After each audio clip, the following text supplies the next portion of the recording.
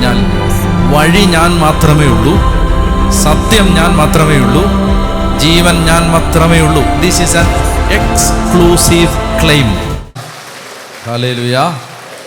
ദൈവത്തിൻ്റെ വചനം 47-ാമത്തെ സങ്കീർത്തനം 1-ാമത്തെ തിരുവചനം നമ്മളോട് പറയുന്നത്. 47-ാം സങ്കീർത്തനത്തിൻ്റെ 1-ാമത്തെ വാക്യം പറയുന്നത്, ജനതകളെ കരഘോഷം മുഴക്കുവിൻ, ദൈവത്തിൻ്റെ മുമ്പിൽ ആഹ്ലാദ ആരവം മുഴക്കുവിൻ. ആ വചനം ഒന്ന് അനുസരിക്കാവോ? ജനതകളെ കരഘോഷം മുഴക്കുവിൻ. കരഘോഷം. ഹല്ലേലൂയ. വചനം പറയുകയാണ്, ജനതകളെ കരഘോഷം മുഴക്കുവിൻ, കർത്താവിൻ്റെ മുമ്പിൽ ആഹ്ലാദാരവം ഉതിർക്കുവിൻ, ആഹ്ലാദാരവം മുഴക്കുവിൻ. ജനതകളെ കരഘോഷം മുഴക്കുവിൻ. ശക്തമായിട്ടൊന്ന് കരങ്ങളടിച്ച് യേശുവെ ആരാധിക്കാവോ? യേശുവേ നന്ദി. ഹല്ലേലൂയ, ഹല്ലേലൂയ, ഹല്ലേലൂയ, ഹല്ലേലൂയ. നമുക്ക് കർത്താവിന് ഒത്തിരി നന്ദി പറയണം. കാരണം നമുക്ക് ഇപ്രകാരം സന്ധ്യകളിൽ ഒരുമിച്ച് കർത്താവിൻ്റെ വചനത്തിന് മുമ്പിൽ ആദരവോടെ ശ്രദ്ധാപൂർവം ഇരിക്കാൻ ദൈവം തരുന്ന അനുഗ്രഹം നിസ്സാരമല്ല എന്ന് നമുക്കറിയാം. ദൈവത്തിന് നമുക്ക് നന്ദി പറയാം. ശക്തമായ കൃതജ്ഞതയോടെ നന്ദിയുടെ വിചാരത്തോടും വികാരത്തോടും കൂടെ നന്നായിട്ടൊന്ന് കരങ്ങളടിച്ച് ഈശോയ്ക്ക് നന്ദി പറയാം. ഹല്ലേലൂയ, ഹല്ലേലൂയ, ഹല്ലേലൂയ. നമ്മൾ ഈ രാത്രികളിൽ കർത്താവിൻ്റെ വചനം ശ്രദ്ധിക്കാനായിട്ടിരിക്കുമ്പോൾ ഈശോ നമ്മിൽ നിന്ന് ശക്തമായ ഒരു സമർപ്പണം ആഗ്രഹിക്കുന്നുണ്ട്. ആ സമർപ്പണമാണ് യഥാർത്ഥത്തിൽ നമ്മുടെ ജീവിതത്തിൽ അഭിഷേകമായിട്ട് മാറുന്നത്. സമർപ്പണമാണ് അനുഗ്രഹമായിട്ട് മാറുന്നത്. അതുകൊണ്ട് നാം ദൈവസന്നിധിയിൽ നമ്മെ തന്നെ തുറന്ന മനസ്സോടെ വെക്കണമെന്ന് ദൈവം ആഗ്രഹിക്കുന്നു. കത്തോലിക്കാ തിരുസഭയുടെ മതബോധന ഗ്രന്ഥത്തിന് 4 ഭാഗങ്ങളുണ്ട്. അതിൻ്റെ 4-ാമത്തെ ഭാഗം പ്രാർത്ഥനയെക്കുറിച്ചാണ്.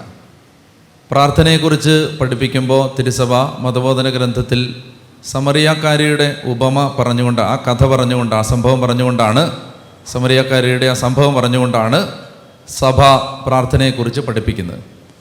അപ്പോൾ അവിടെ പ്രാർത്ഥനയെക്കുറിച്ച് പഠിപ്പിക്കുന്ന സമയത്ത് സഭ പറയുകയാണ്, തിരുസഭ പറയുകയാണ്, കിണറ്റിൻകരയിൽ ആദ്യം എത്തിയത് ആരാണ്? സമറിയാക്കാരിയാണോ ഈശോയാണോ? ഈശോയാണ് അല്ലേ? അപ്പോൾ കിണറ്റിൻകരയിൽ ആദ്യമെത്തി ഈശോ സമറിയാക്കാരിയോട് പറയുന്നത്, എനിക്ക് കുടിക്കാൻ തരിക എന്നാണ്.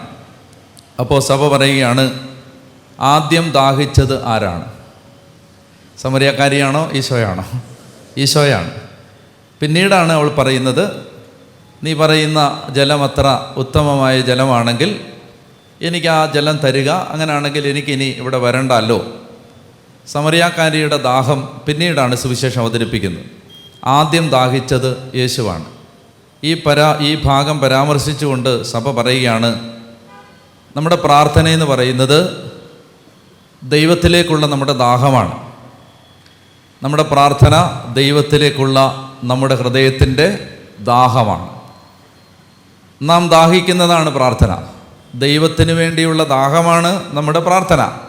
പക്ഷേ സഭ പറയുകയാണ്, സമറിയാക്കാരിയുടെ സംഭവം പറഞ്ഞിട്ട് പറയുന്നു, പക്ഷേ ആദ്യം ദാഹിച്ചത് നമ്മളല്ല, ആദ്യം ദാഹിച്ചത് ഈശോയാണ്. നമുക്ക് ദൈവത്തിലേക്കൊരു ദാഹം ഉണ്ടാകണമെന്ന് ദൈവം ദാഹിക്കുന്നു. സഭ മനോഹരമായിട്ടാണ് അത് പറഞ്ഞിരിക്കുന്നത്, നാം ദാഹിക്കണമെന്ന് ദൈവം ദാഹിക്കുന്നു. എന്നെ പറഞ്ഞേ, അത് പറയാവോ? നാം ദാഹിക്കണമെന്ന്. അപ്പോൾ അതാണ് അതിൻ്റെ ഏറ്റവും പരമാർത്ഥമായ സംഗതി. നാം ദാഹിക്കണമെന്ന് ദൈവം ദാഹിക്കുന്നു.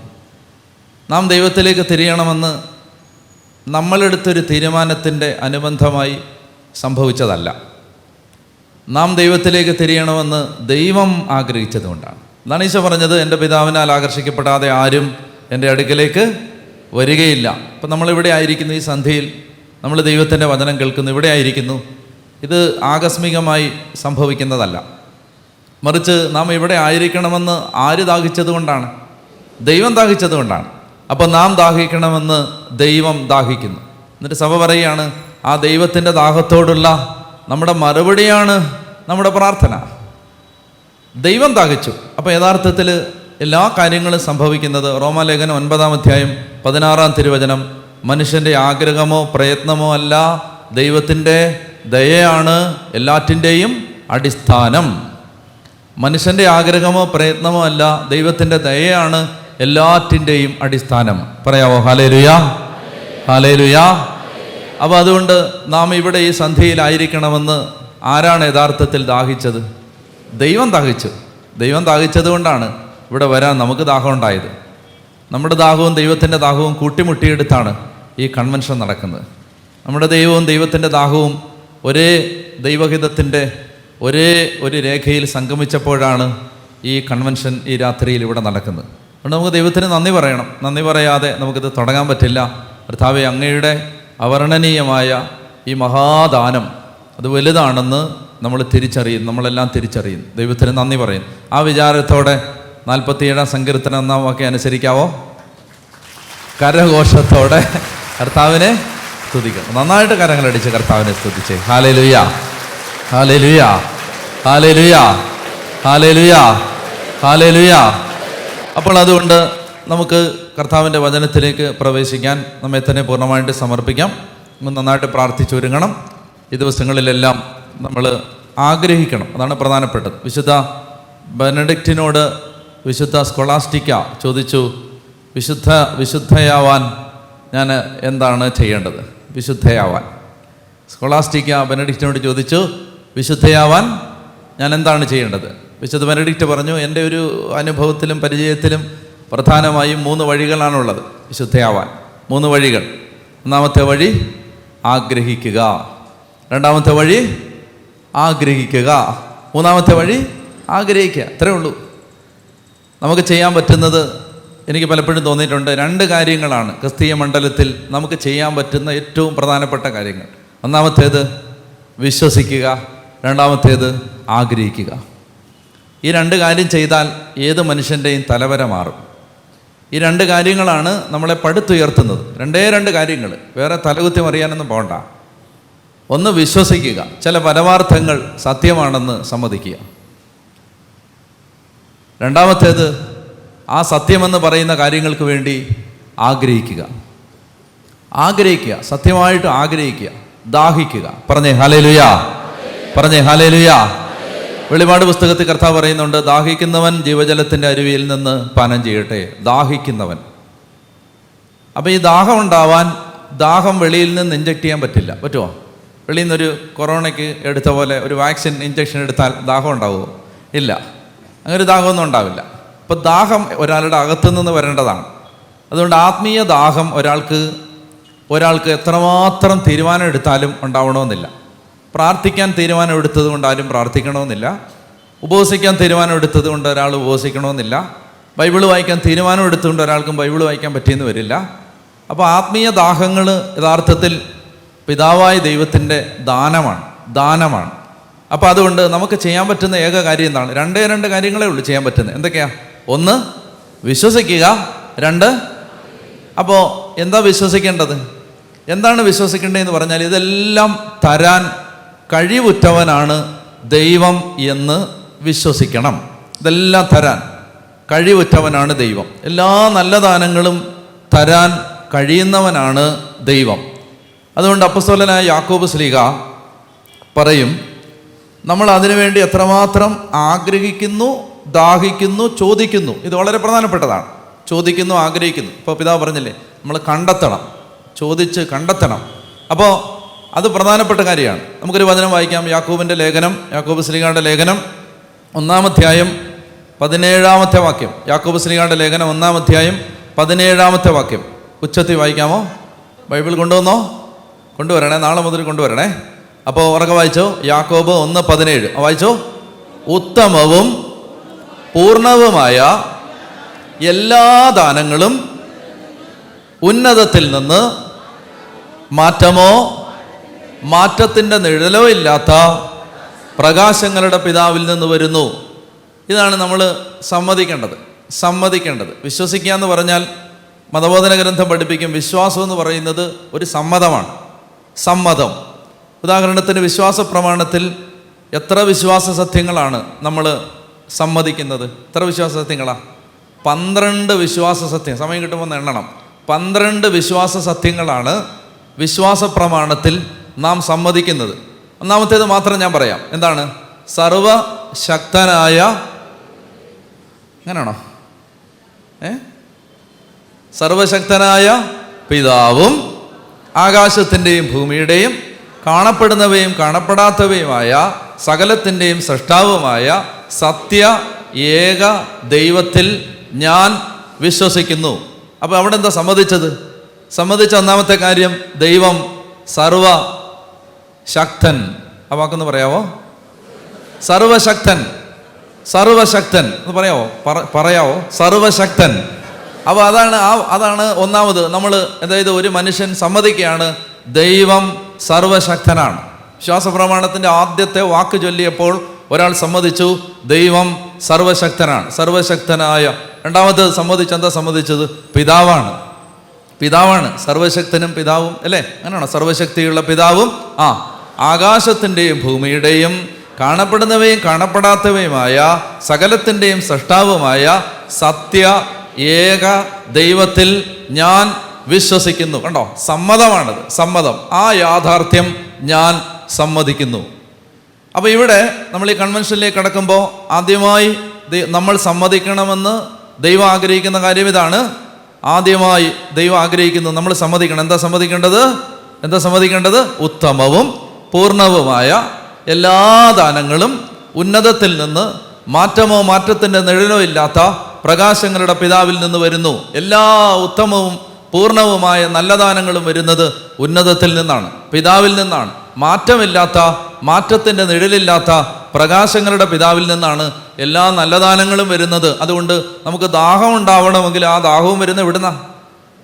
പിതാവിൽ നിന്നാണ് വരുന്നത്. ഇത് എൻ്റെ ഹൃദയം സമ്മതിക്കണം.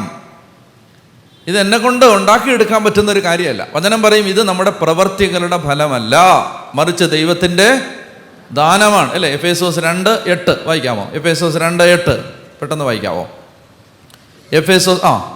വായിച്ചോ? എഫേസോസ് 2:8 വിശ്വാസം വഴി കൃപയാലാണ് നിങ്ങൾ രക്ഷിക്കപ്പെട്ടത്. എല്ലാവരും എടുത്തോ. നിങ്ങൾ നാളെ വരുമ്പോൾ, ഇന്നിപ്പോൾ 24 പേര് ബൈബിൾ കൊണ്ടുവന്നിട്ടുണ്ട്. ദൈവത്തിൻ്റെ മഹത്വം. ഇനി നാളെ വരുമ്പോൾ എല്ലാവരും ബൈബിൾ കൊണ്ടുവരണം. ബൈബിൾ ഇല്ലെങ്കിൽ നിങ്ങൾക്ക് ബോറാവും ഇച്ചിരി കഴിയുമ്പോൾ. കാരണം എത്ര നേരം എന്ന് പറഞ്ഞ് ഇങ്ങനെ വെറുതെ ഇരിക്കുന്നേ ബോറാവും അല്ലേ? സീരിയലും ഇല്ലായിരുന്നേ കുഴപ്പമില്ലായിരുന്നു. ഇതിപ്പോൾ വചനമായതുകൊണ്ട് ബോറാവും.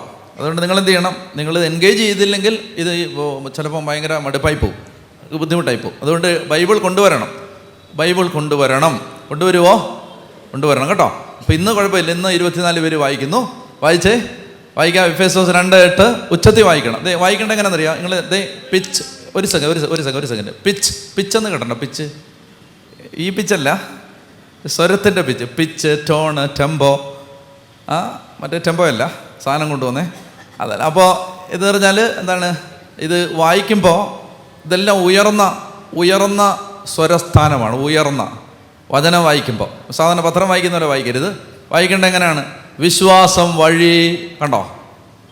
വിശ്വാസം വഴി കൃപയാലാണ്. അങ്ങനല്ല, വിശ്വാസം വഴി. കണ്ടോ? പൊങ്ങി. വിശ്വാസം വഴി കൃപയാലാണ് നിങ്ങൾ രക്ഷിക്കപ്പെട്ടു. അങ്ങനെ വായിക്കണ്ടേ? അങ്ങനെ വായിക്കാവൂ വചനം വായിക്കേണ്ടത്. കാരണം ഇത് രാജാവിൻ്റെ വാക്കാണ്, രാജശാസനങ്ങളാണ്, ദൈവത്തിൻ്റെ അരുളപ്പാടുകളാണ്. അത് ചുമ്മാ കാഷ്വലായിട്ട് വായിക്കരുത്. പ്രത്യേകിച്ച് ഒരു പരസ്യമായ ആരാധനാ കൂട്ടായ്മയിൽ വചനം വായിക്കുമ്പോഴെല്ലാം അത് ഉച്ചത്തിൽ ഉയർന്ന നിലവാരത്തിൽ വായിക്കുന്നത് ഇത് ആരുടെ വചനമാണോ അദ്ദേഹത്തിൻ്റെ അന്തസ്സിനെ മാനിക്കുന്നതിന് തുല്യമാണ്.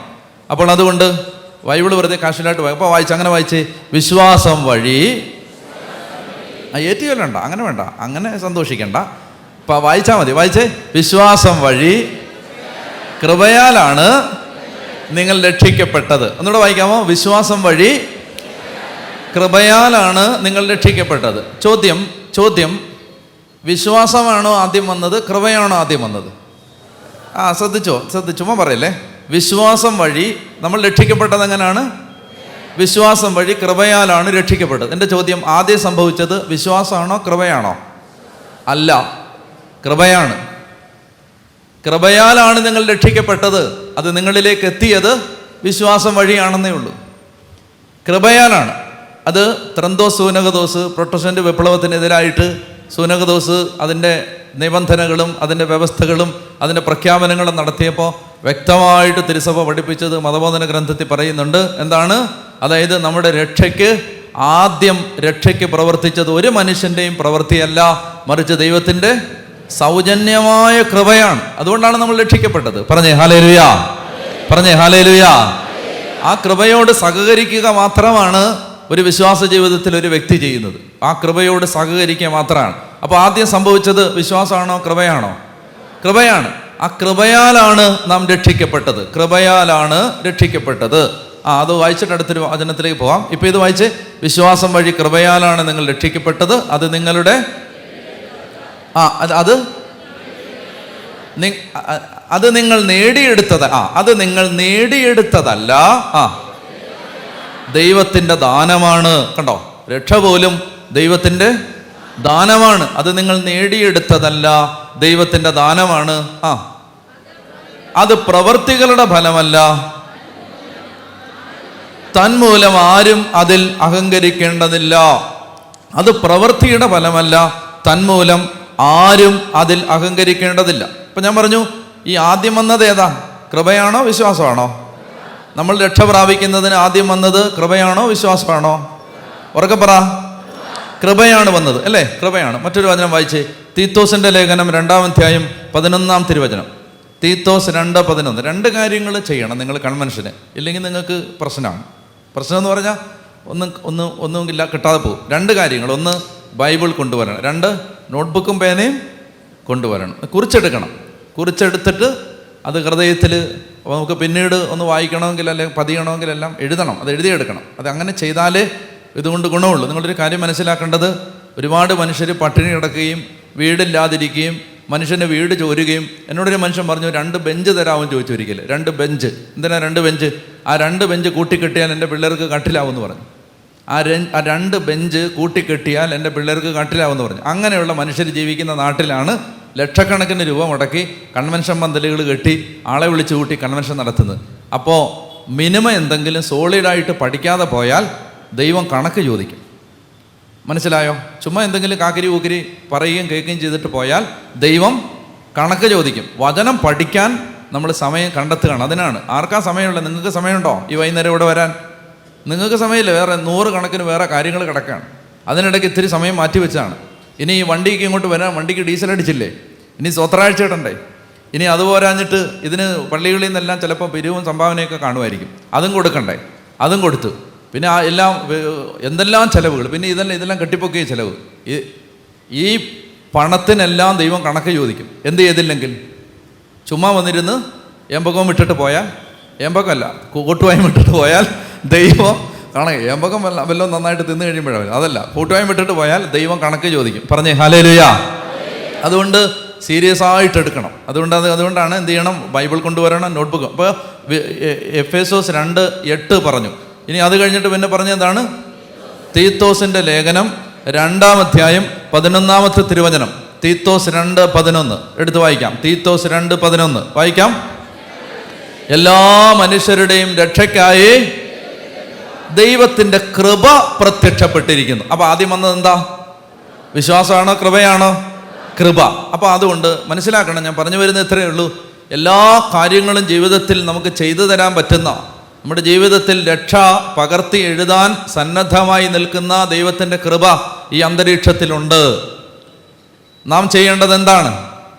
വിശ്വസിക്കുക അല്ലേ? 2 കാര്യം ചെയ്യാനാ പറഞ്ഞു. എന്നാ ചെയ്യാൻ പറഞ്ഞേ? 1, 2 ആഗ്രഹിക്കുക. 1 ഈ സത്യങ്ങൾ വിശ്വസിക്കുക, ദൈവത്തിൽ വിശ്വസിക്കുക, ദൈവം എനിക്ക് വേണ്ടി ചെയ്ത കാര്യങ്ങളിൽ വിശ്വസിക്കുക, സമ്മതിക്കുക, അതൊക്കെ സത്യമാണ് എന്ന് ഹൃദയം സമ്മതിക്കുക. എന്താ പ്രശ്നം എന്നറിയാമോ? ഇന്ന് ഒത്തിരിയും പേരുടെ ഹൃദയം ഇത് സമ്മതിച്ചിട്ടില്ല. എന്താ സമ്മതിച്ചിട്ടുള്ളത്? ബുദ്ധി സമ്മതിച്ചിട്ടുണ്ട്. ബുദ്ധിയിലറിയാം, വേദപാഠം പഠിച്ചപ്പോൾ അറിയാം, പള്ളി പ്രസംഗം കേട്ടപ്പോൾ അറിയാം, ബൈബിൾ വായിച്ചപ്പോൾ അറിയാം, ക്രിസ്ത്യാനായിട്ട് ജീവിത മണ്ഡലത്തിൽ ജീവിച്ച് വളർന്നു വന്ന സാഹചര്യത്തിൽ ഒരുപാട് കാര്യങ്ങൾ ബുദ്ധിയിലറിയാം. പക്ഷേ ഹൃദയം ഇതങ്ങോട്ട് സമ്മതിച്ചിട്ടില്ല. ഹൃദയം സമ്മതിക്കുന്നില്ല. എവിടെയാണ് അത്ഭുതം നടക്കുന്നതെന്നറിയാം? ഏത് അത്ഭുതവും നടക്കുന്നത് ഒരു മനുഷ്യൻ്റെ ഹൃദയം ഇത് സമ്മതിക്കുമ്പോഴാണ്.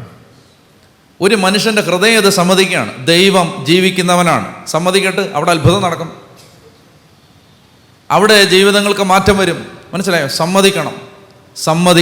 പറഞ്ഞേ ഹല്ലേലൂയാ, പറഞ്ഞേ ഹല്ലേലൂയാ. അപ്പൊ അതാണ്, ആ സമ്മതമാണ് നമ്മുടെ വിശ്വാസം എന്ന് പറയാമോ? എന്താ ഞാൻ പറഞ്ഞേ? സമ്മതമാണ്. നമ്മൾ സമ്മതിക്കുകയാണ്, ഇതെല്ലാം ഞാൻ സമ്മതിക്കുകയാണ്. എൻ്റെ ദൈവം കഴിവുറ്റവനാണ്, എല്ലാം തരാൻ കഴിവുറ്റവനാണ് ദൈവം. ഇപ്പോൾ കോവിഡിന് ശേഷം മനുഷ്യനെ അനുഭവിക്കുന്ന ഏറ്റവും വലിയ പ്രതിസന്ധികളിൽ ഒന്ന് ഭയമാണ്, 2 ഡിപ്രഷനാണ്, 3-ാമത്തേത് സാമ്പത്തിക പരാധീനതയാണ്. എത്ര പേരാണ് മനുഷ്യർ, നിങ്ങൾക്കൊക്കെ അറിയാം, അച്ഛന്മാർക്ക് അറിയാമായിരിക്കും, അതുപോലെ തന്നെ നിങ്ങൾക്കൊക്കെ അറിയാമായിരിക്കും, എത്രയോ പേരാണ് സാമ്പത്തികമായി തകർന്നു, ഒന്നുമില്ലാതായി എന്ന് പറഞ്ഞ് എത്രയോ പേർ. കടബാധ്യത, അത് നമ്മളെ അമ്പരപ്പിക്കുന്ന കടബാധ്യതയാണ്, കോടികളുടെ കണക്കൊക്കെ പറയുമ്പോൾ.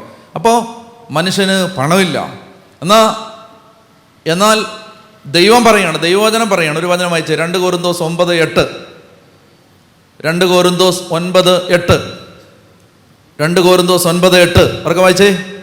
നിങ്ങൾക്ക് ആവശ്യമുള്ളതെല്ലാം സദാ സമൃദ്ധമായി ഉണ്ടാകുവാനും, നിങ്ങൾക്ക് ആവശ്യമുള്ളതെല്ലാം സദാ സമൃദ്ധമായി ഉണ്ടാകുവാനും, സൽകൃത്യങ്ങൾ ധാരാളമായി ചെയ്യാനും വേണ്ട എല്ലാ അനുഗ്രഹങ്ങളും സമൃദ്ധമായി നൽകാൻ കഴിവുറ്റവനാണ് ദൈവം. ഇവിടെ പറയാണ്, 2 കാര്യങ്ങൾക്ക് ഇഷ്ടം പോലെ തരാൻ ദൈവത്തിൻ്റെ പണം ഉണ്ടെന്ന്. ക്രിസ്ത്യാനിക്ക് 2 കാര്യങ്ങൾക്കാണ് പണം വേണ്ടത്. എന്തിനാ പണം വേണ്ടേ? ക്രിസ്ത്യാനിക്ക് 2 കാര്യങ്ങൾക്കാണ് പണം വേണ്ടത്. എന്തിനാ വേണ്ടേ? പറയാവോ? ഈശോ മിശിഹ 2 കാര്യങ്ങൾക്കാണ് പണം ഉപയോഗിച്ചത്. ബൈബിളിലുണ്ട്. ഈശോ 2 കാര്യങ്ങൾക്കാണ് പണം ഉപയോഗിച്ചത്. എന്തിനാണെന്നറിയാമോ? അതായത് വായിക്കാം, യോഹന്നാൻ്റെ സുവിശേഷം 12-ാമത്തെ അധ്യായം, യോഹന്നാൻ്റെ സുവിശേഷം 12-ാമത്തെ അധ്യായം 27 മുതലുള്ള വാക്യങ്ങൾ. യോഹന്നാൻ 12:27 മുതൽ വായിക്കാവോ? യോഹന്നാൻ 13:27 മുതൽ. ഞാൻ പറഞ്ഞത് തെറ്റിയായിരുന്നോ? യോഹന്നാൻ 13:27 മുതൽ വായിക്കാവോ? അപ്പക്കഷണം സ്വീകരിച്ചതിനെ തുടർന്ന് സാത്താൻ അവനിൽ പ്രവേശിച്ചു. യേശു അവനോട് പറഞ്ഞു, നീ ചെയ്യാനിരിക്കുന്നത് വേഗം ചെയ്. ആരാണ് ഈ കഥാപാത്രം? യൂദാ. അപ്പൊ യൂദാസ് അപ്പക്കഷണം പരിശുദ്ധ കുർബാന സ്വീകരിച്ച ഉടനെ അവനിൽ സാത്താൻ പ്രവേശിച്ചു. അപ്പോൾ ഈശോ അവനോട് പറഞ്ഞു, നീ ചെയ്യാനിരിക്കുന്നത് പോയി വേഗം ചെയ്യുക. എന്നാൽ ഭക്ഷണത്തിനിരുന്നവരിൽ ആരും, വായിക്കാവോ? ഭക്ഷണത്തിനിരുന്നവരിൽ ആരും അവൻ ഇത് എന്തിനു പറഞ്ഞു, അതായത് നീ ചെയ്യാൻ ആഗ്രഹിച്ചിരിക്കുന്നത് പോയി വേഗം ചെയ്യാൻ പറഞ്ഞപ്പോൾ ഭക്ഷണത്തിനിരുന്നവരിൽ ആരും ഇതെന്താ പറഞ്ഞതെന്ന് അവർക്ക് മനസ്സിലായില്ല. എന്നാൽ അവരവരുടെ മനസ്സിൽ ചില കണക്കുകൂട്ടലുകൾ നടത്തി. അടുത്ത വാക്യം, പണസഞ്ചി യൂദാസിന്റെ പക്കലായിരുന്നതിനാൽ നമുക്ക് തിരുനാളിന് ആവശ്യമുള്ളത് വാങ്ങുക എന്നോ ദരിദ്രർക്ക് ആവശ്യമുള്ളത് എന്തെങ്കിലും കൊടുക്കുക എന്നോ ആയിരിക്കാം യേശു അവനോട് ആവശ്യപ്പെട്ടതെന്ന് ചില വിചാരിച്ചു. അതായത് ശിഷ്യന്മാരുടെ ഖജാൻജിയായിരുന്നു, ട്രഷററായിരുന്നു, പണം സൂക്ഷിപ്പുകാരനായിരുന്നു യൂദാസിനോട് ഈശോ 2 കാര്യങ്ങളാണ് പണസഞ്ചിയിൽ നിന്ന് പണമെടുത്ത് ചെലവാക്കാൻ പറഞ്ഞത്. 1, നമുക്ക് ആവശ്യമുള്ളത് വാങ്ങുക, 2, പാവപ്പെട്ടവരെ സഹായിക്കുക. ക്രിസ്ത്യാനിക്ക് എന്തിനാണ് പണം? 2 കാര്യങ്ങൾക്കാണ്. 1, നമുക്ക് ആവശ്യമുള്ളത് നടക്കാനും, 2, പാവപ്പെട്ടവനെ സഹായിക്കാനും, അർഹതയുള്ളവനും അവകാശമുള്ളവനും ആവശ്യമുള്ളവനും കൊടുക്കാനും. ഈ 2 കാര്യങ്ങൾക്കാണ് പണം. എൻ്റെ ചോദ്യം, ഈ 2 കാര്യങ്ങൾക്ക് നിങ്ങളിൽ എത്ര പേർക്ക് പണം ആവശ്യമുണ്ട് എന്ന് കൈവക്കാവോ? ഈ 2 കാര്യങ്ങൾക്ക് നിങ്ങളിൽ എത്ര പേർക്ക് ഈ 2 കാര്യങ്ങൾക്ക് പണം ആവശ്യമുണ്ടെന്ന്? 17 പേർക്ക് മതിയോ? ബാക്കിയുള്ളവർക്ക് വേണ്ടേ? ഞാൻ പറയട്ടെ, നിങ്ങൾക്ക് പണം ഉണ്ടാവരുതെന്ന് പറയട്ടെ. പിന്നെ എന്നെ നിങ്ങൾ ഇപ്പോൾ ഒരു കാര്യം ചോദിക്കുമ്പോൾ ഒരുമാതിരി ഈ പാകിസ്ഥാൻകാരെ പോലെ പെരുമാറുന്നു. നിങ്ങൾക്ക് പണം വേണ്ടേ? എന്നിട്ട് പിന്നെ എന്നെ കൈവക്കാഞ്ഞേ? ഇപ്പം എല്ലാം കൈ പൊങ്ങിയല്ലോ. കൈവക്കുക, നന്നായിട്ട് കൈവക്കുക. നിങ്ങൾക്ക് അതായത് 2 കാര്യം എനിക്ക് വേണം, അതാ ഞാൻ കൈവക്കുക. ഈ 2 കാര്യങ്ങൾക്ക് എനിക്ക് പണം വേണം. ഇതിനാണ് 1, എനിക്ക് ആവശ്യമുള്ളത് വാങ്ങാനും, 2, ആരെങ്കിലും ചോദിച്ചാൽ കൊടുക്കാനും. എൻ്റെ കയ്യിൽ എന്തിനു വേണം? പണം വേണം. അപ്പോൾ അതിന് എനിക്ക് പണം വേണം. നിങ്ങൾക്ക് വേണമെങ്കിൽ നിങ്ങൾ പൊക്കിക്കോ. വേണോ? എത്ര പേർക്ക് വേണം? എല്ലാം പൊങ്ങിയല്ലോ. നേരത്തെ ഇവിടെ പോയിരുന്നു, കയ്യാത്തിട്ട്. ഹല്ലേലൂയ. അപ്പോൾ ഈ 2 കാര്യങ്ങൾക്കാണ്, നമുക്ക് ഈ 2 കാര്യങ്ങൾക്കാണ് പണം വേണ്ടത്. വലിയ പുണ്യാളന്മാരാവരുത് അപ്പോഴേ അങ്ങ്. ഈ 2 കാര്യങ്ങൾക്കാണ് പണം വേണ്ടത്. എന്തൊക്കെയാണ് പണം വേണ്ടത്? അമ്മച്ചി, എന്തിനാ പണം വേണ്ടേ അമ്മച്ചി? നമുക്ക് ആവശ്യമുള്ളത് വാങ്ങാനും, പിന്നെ നാണിച്ചിരിക്കാതെ പറ, എന്തിനാ അമ്മച്ചി പൈസ വേണ്ടത്? ആവശ്യമുള്ളത് വാങ്ങാനും, പിന്നെ ഈ അമ്മച്ചി എന്തിനാ അമ്മച്ചി പൈസ വേണ്ടത്? അല്ല, ആദ്യം അതല്ല, പാവപ്പെട്ടവർക്ക് പിന്നെ കൊടുത്താൽ മതി. അമ്മച്ചി ഭയങ്കര ദീനദയാലുവാണ്. അതുകൊണ്ടാണ് അമ്മച്ചി ആദ്യം പറഞ്ഞു പാവപ്പെട്ടവർക്ക് വല്ലതും കൊടുക്കുന്നതാണോ? പാവപ്പെട്ടവർക്ക് കൊടുക്കണം കേട്ടോ. അപ്പോൾ അതുകൊണ്ട് പറയാണ്, ആവശ്യമുള്ളത് വാങ്ങാനും പാവപ്പെട്ടവർക്ക്. ഈ രണ്ട് കാര്യങ്ങൾക്കാണ് പണം വേണ്ടത്. തിരിച്ചു വാ, 2 കൊരിന്തോസ് 9:8 വാ. എന്തിനാ പണം വേണം? എന്തിന് വേണ്ടി പണം തരുമെന്നാണ് അപ്പസ്തോലനിലൂടെ ദൈവം പറയുന്നത്. 2 കൊരിന്തോസ് 9:8 വായിക്കാവോ? നിങ്ങൾക്ക് ആവശ്യമുള്ളതെല്ലാം സമൃദ്ധമായി സദാ സമൃദ്ധ. ഒന്നാമത്തെ ആവശ്യമുള്ളത് ആണല്ലോ. ഒന്നാമത്തെ ആവശ്യം, നിങ്ങൾക്ക് ആവശ്യമുള്ളതെല്ലാം സദാ സമൃദ്ധമായി ഉണ്ടാകുവാനും സൽകൃത്യങ്ങൾ ധാരാളമായി ചെയ്യാം. മനസ്സിലായോ? അപ്പോൾ 2 കാര്യങ്ങളായേ. ഒന്ന്, ആവശ്യമുള്ളത് വാങ്ങുക. ആവശ്യം എന്തൊക്കെ ആവശ്യം? ഇഷ്ടംപോലെ ആവശ്യങ്ങളില്ലേ? അപ്പോൾ എല്ലാ ആവശ്യങ്ങളും നടക്കാനും. പിന്നെ 2ാമത്തെ കാര്യം, അർഹിക്കുന്നവനും അവകാശമുള്ളവനും പണമില്ലാത്തവനും കൊടുക്കാനും. പണം വേണം. വേണോ? ക്രിസ്ത്യാനിയുടെ പണം വേണോ? തീവ്രവാദികളുടെ കയ്യിൽ പണം കൂടിയിട്ട് കാര്യമുണ്ടോ? അവൻ ലോകം നശിപ്പിക്കും. എന്നാൽ നല്ലവൻ്റെ കയ്യിൽ എന്ത് വേണം? പണം വേണം. നല്ലവൻ്റെ കൈ വേണം, പണം വേണം. അപ്പോൾ കർത്താവ് പറയുകയാണ്, വചനം പറയുകയാണ്, അത് വായിക്കാം. നിങ്ങൾക്ക് ആവശ്യമുള്ളതെല്ലാം, ഉച്ചത്തിൽ വായിക്കാമോ? നിങ്ങൾക്ക് ആവശ്യമുള്ളതെല്ലാം സദാ സമൃദ്ധമായി ഉണ്ടാകുവാനും സൽകൃത്യങ്ങൾ ധാരാളമായി ചെയ്യാനും വേണ്ട എല്ലാ അനുഗ്രഹങ്ങളും സമൃദ്ധമായി നൽകാൻ കഴിവുറ്റവനാണ്. ആണോ? ഇത് നമ്മൾ എന്ത് ചെയ്യുന്നു? സമ്മതിക്കുകയാണ്. സമ്മതിക്കുന്ന കാര്യം ഞാൻ പറയുകയാണ്. അതായത് നമ്മൾ ഇത് സമ്മതിക്കുകയാണ്, ഇതെല്ലാം ചെയ്തു തരാൻ കഴിവുറ്റവനാണ് എൻ്റെ ദൈവം. കഴിവുറ്റവനാണ് ദൈവം. എൻ്റെ കുടുംബത്തിലെ മദ്യപാനത്തിന് അടിമത്തം മാറ്റാൻ കഴിവുറ്റവനാണ് എൻ്റെ ദൈവം. ഇത് സമ്മതിക്കുന്നതാണ് എന്ത്? പറഞ്ഞില്ല, വിശ്വാസം. ഇത് സമ്മതിക്കുന്നതാണ്. എഴുതപ്പെട്ട വചനത്തിൽ ദൈവത്തെക്കുറിച്ച് വെളിപ്പെടുത്തിയതെല്ലാം സമ്മതിക്കുന്നതാണ് എന്ത്? വിശ്വാസം. വിശ്വാസം എന്ന് പറയുന്നത് അന്തരീക്ഷത്തിൽ നടക്കുന്ന ഒരു പ്രതിഭാസമല്ല. ഇത് സമ്മതിക്കുക. എവിടെ കൊണ്ടാ സമ്മതിക്കണ്ടേ? ബുദ്ധി കൊണ്ടല്ല, ഹൃദയത്തിൽ സമ്മതിക്കണം. അങ്ങനല്ലേ? റോമർ 10:9 വായിക്കാവോ? റോമർ 10:9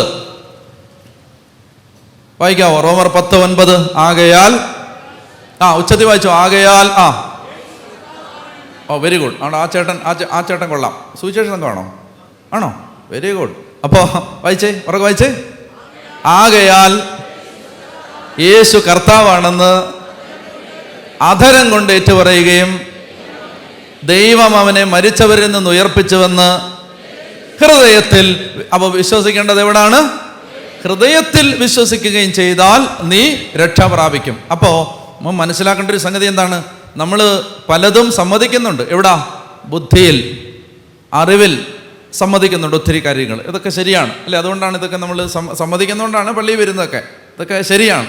പക്ഷേ നിങ്ങളൊന്ന് ആലോചിച്ച് നോക്ക്, 1000 പേര് വന്ന് നിൽക്കുമ്പോൾ അതിലെത്ര പേര് ഇത് അനുഭവിക്കുന്നുണ്ടെന്നുള്ളത് പ്രമാദമായ മറ്റൊരു ചോദ്യമാണ്. ഇതിലെത്ര പേര് ഇത് ശരിക്കും അനുഭവിക്കുന്നുണ്ട്? ഒത്തിരിയും പേര് സമ്മതിക്കുന്നുണ്ട്. ഒരുപാട് പേര് ഇതെല്ലാം ബുദ്ധിയിൽ സമ്മതിക്കുന്നുണ്ട്. ഇതിലെത്ര പേര്, ഉദാഹരണത്തിന്, എൻ്റെ ദൈവം ജീവിക്കുന്ന ദൈവമാണ്. ആ ദൈവം, ഈശോ പറഞ്ഞില്ലേ, 2 or 3 പേർ എൻ്റെ നാമത്തിൽ എവിടെ ഒരുമിച്ച് കൂടിയാൽ അവരുടെ മധ്യേ ഞാൻ ഉണ്ടായിരിക്കും. അതായത് 3 പേര് കൂടുന്നിടത്ത് നാലാമനായിട്ട് ഈശോ ഉണ്ട്, 2 പേര് കൂടുന്നിടത്ത് മൂന്നാമനായി ഈശോ ഉണ്ട്, ഒറ്റപ്പെട്ട ഒരാൾ നടന്നു പോകുമ്പോൾ 2ാമനായിട്ട് ഈശോ ഉണ്ട് എന്ന് ബുദ്ധിയിൽ സമ്മതിക്കാൻ എളുപ്പമാണ്.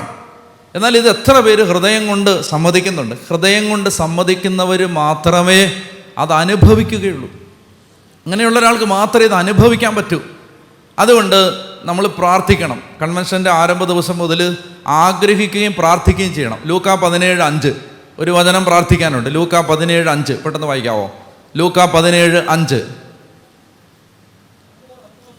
അപ്പോൾ അപ്പസ്തോലന്മാർ കർത്താവിനോട് പറഞ്ഞു, ഞങ്ങളുടെ വിശ്വാസം വർദ്ധിപ്പിക്കണേ. ഇതാണ് ജീവിതത്തിലെ ചൊല്ലാൻ കൊള്ളാവുന്ന ഏറ്റവും നല്ല പ്രാർത്ഥന.